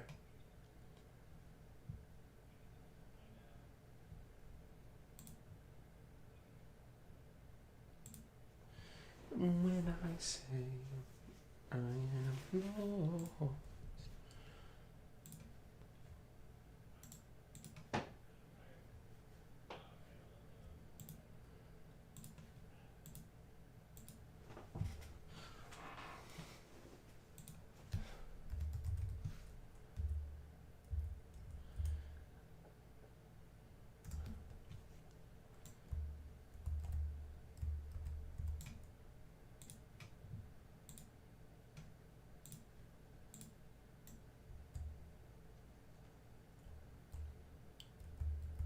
Look at the tiny little...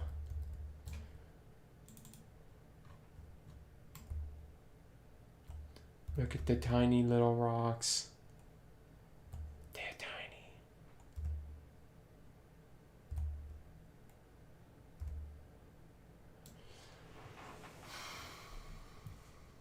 Okay, cool. And this was actually surprisingly hard.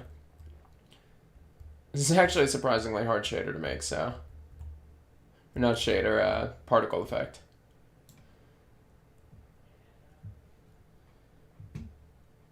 3D start size. Let's multiply all of these by 2 because it seems like this is.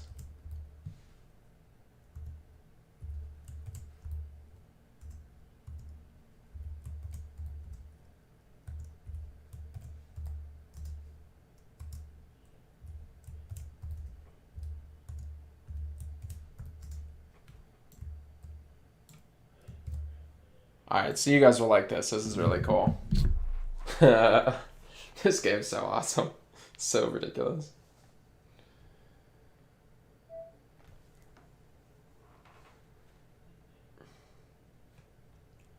Okay, how do I get this to go?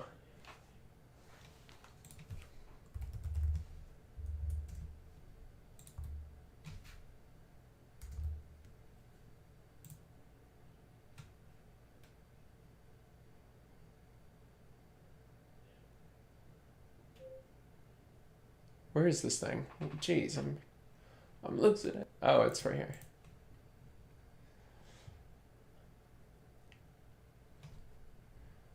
Cause you're more difficult than trying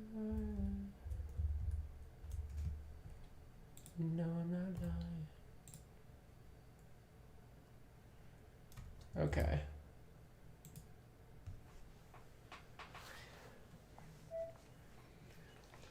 Yeah, so you're like, Is it not gonna start the stuff? 1 second.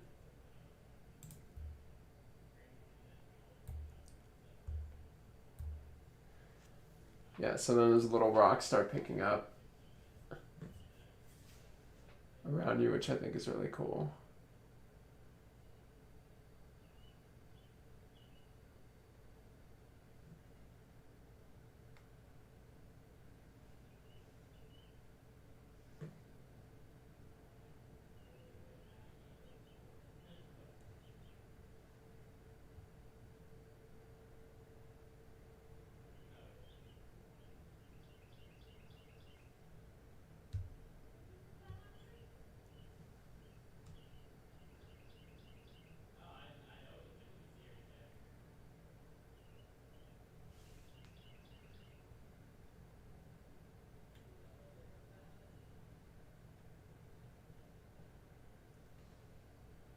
Very cool.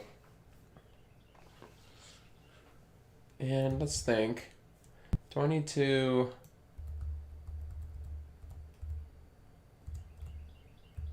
I need to put some rocks on the ground.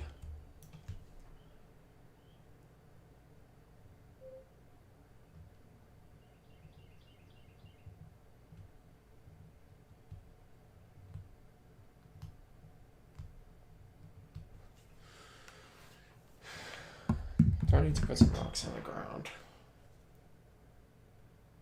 Probably not for right now.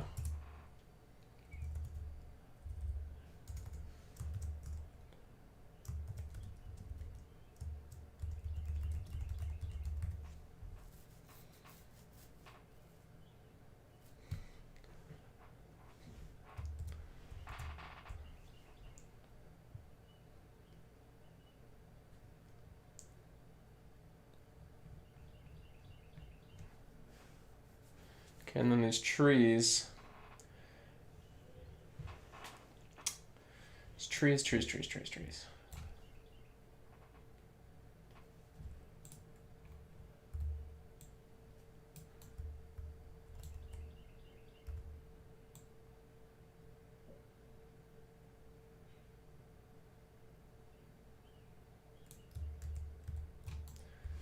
Okay, a couple problems with the moving tree idea now that I think about it.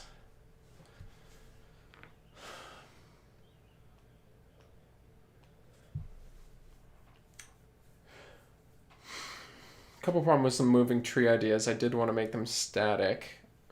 And by making them static, I guess I'm not really sure what I was going to do with them being static. I'm pretty sure they'll still batch anyway, so maybe it's not important that I do so. So maybe it's not a problem. So let's see.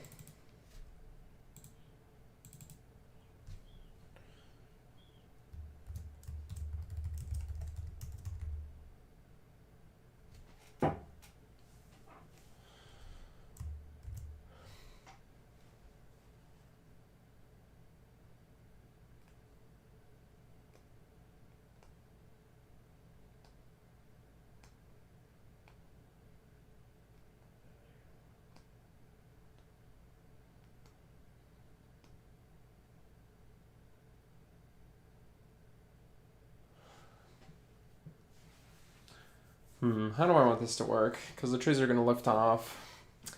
I guess you don't want them to lift all at the same time. And you also want them to lift from the center.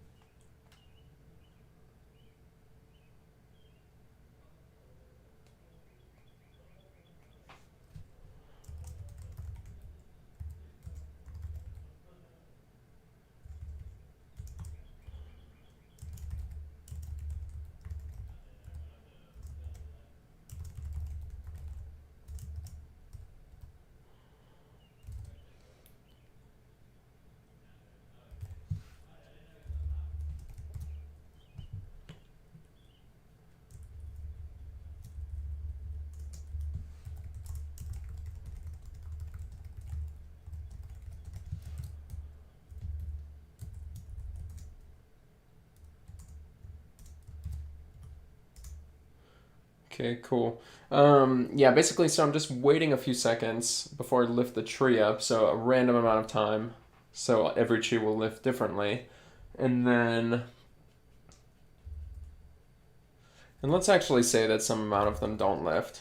If random.range 0 to 1 is greater than, let's say that 10% of them don't lift.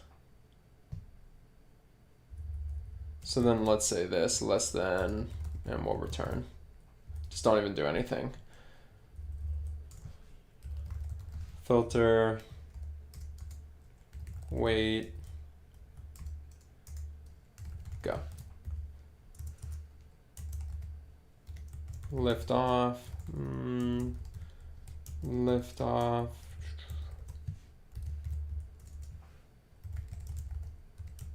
Void lift off.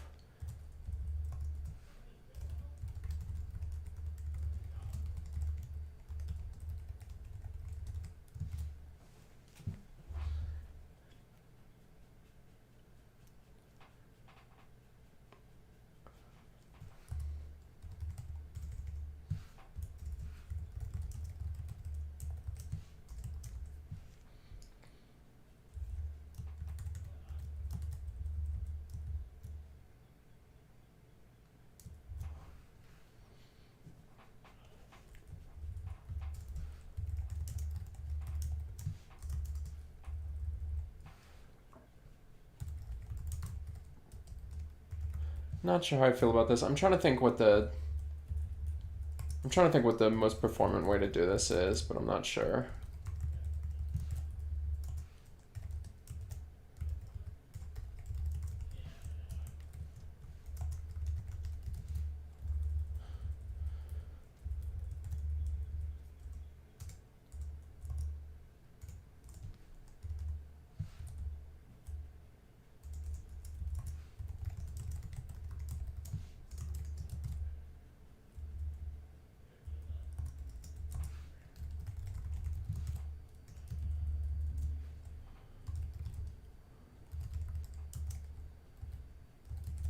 It's going to have a speed that it's going up, float, rotation, speed. Cool, and then speed up. It's going to equal random dot range. And then anywhere between, let's say 1 meter and 5, and 1 meter and 3. And rotation speed is going to be equal to random dot range. Anywhere from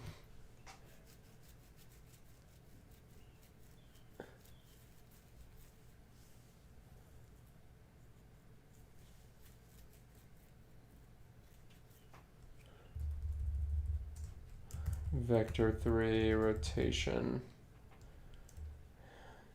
axis. Anywhere from 10 to maybe even 60. Cool. And then the rotation axis is going to equal quaternion dot Euler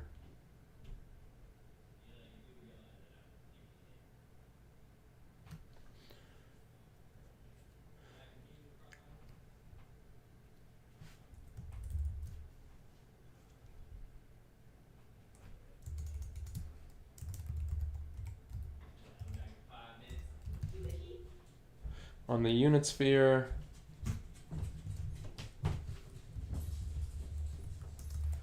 Quaternion rotation. I'm just doing all this up front, though I don't have to do it each time. And that will save performance. Rotation equals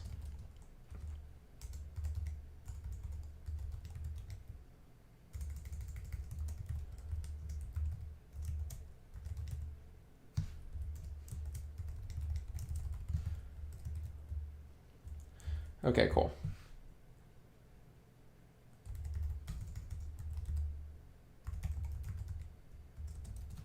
Transform dot rotation equals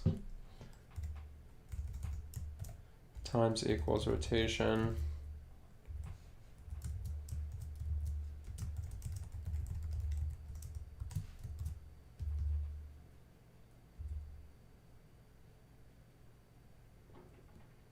dang.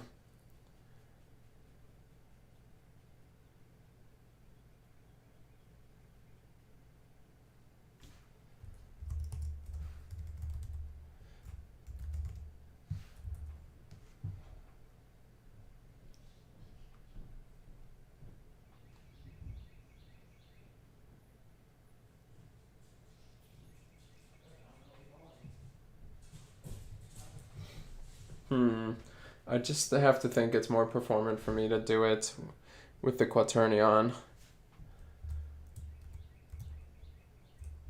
So I guess let's just assume a stable.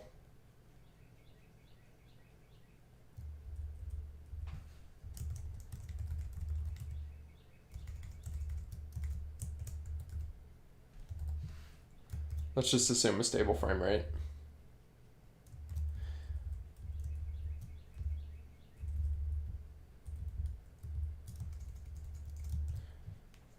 Which will be a bad assumption, but whatever.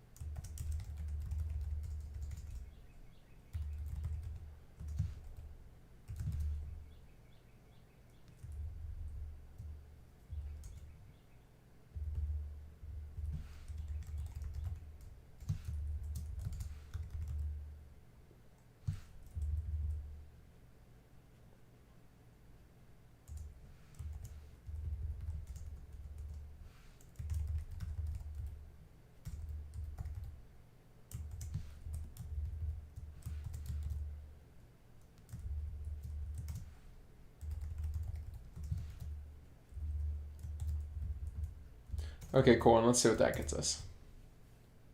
Probably a drop in performance, I would imagine, but that's okay. And it's gonna rotate weird. Oh wait, never mind, it's not gonna get us anything right now.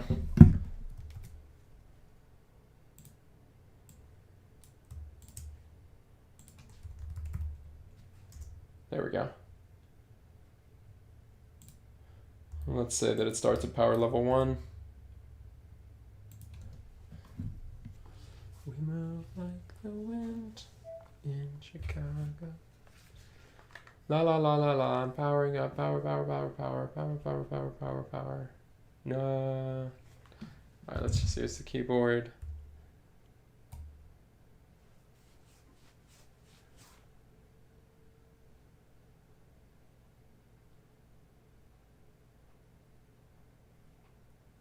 Okay, so none of them are rotating, I'll say.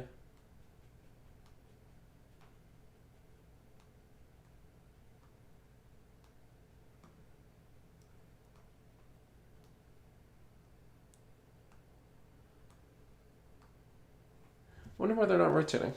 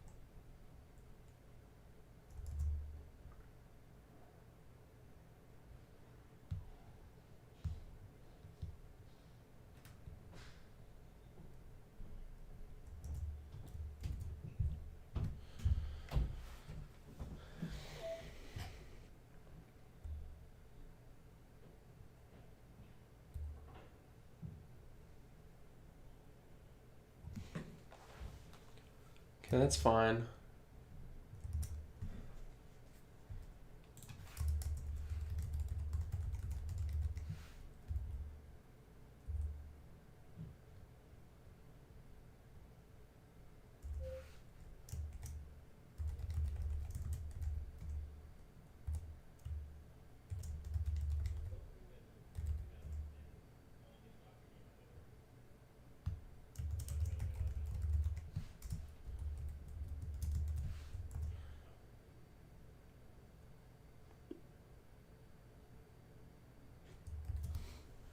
Okay.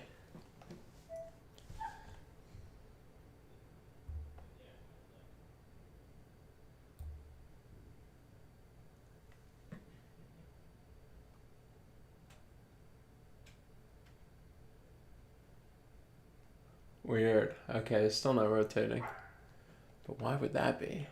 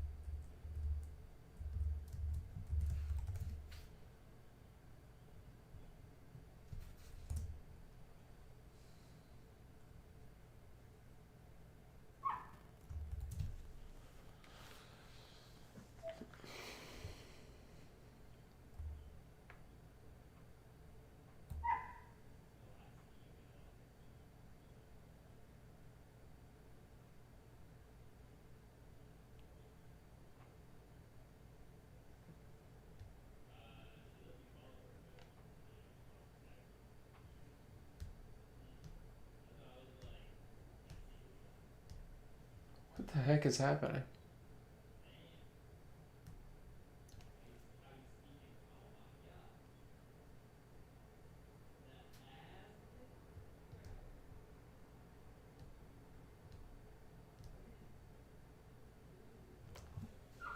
Okay. So now my question is why it starts rotating before it starts going up.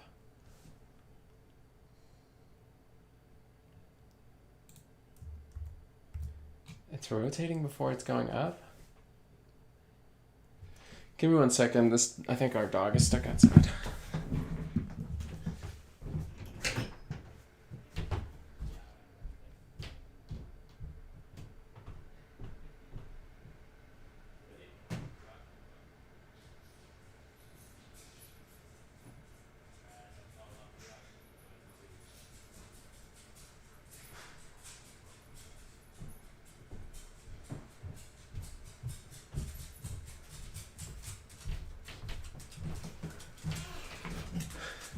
I don't see how this is even possible. That it would...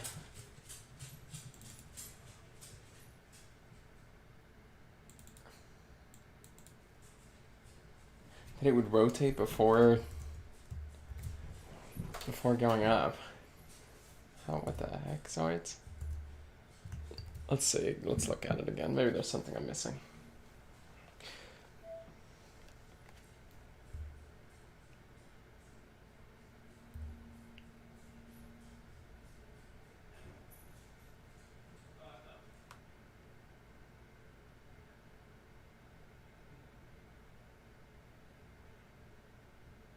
Is that one just really slowly going up? You know what it might be? I wonder if the translation is local. I wonder if the translation is a local translation.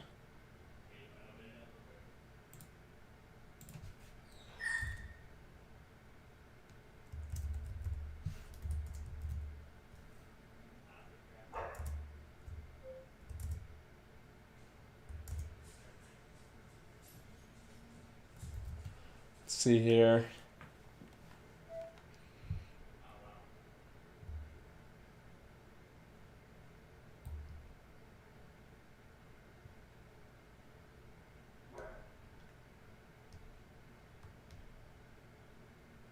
Okay, there we go. So it was just a...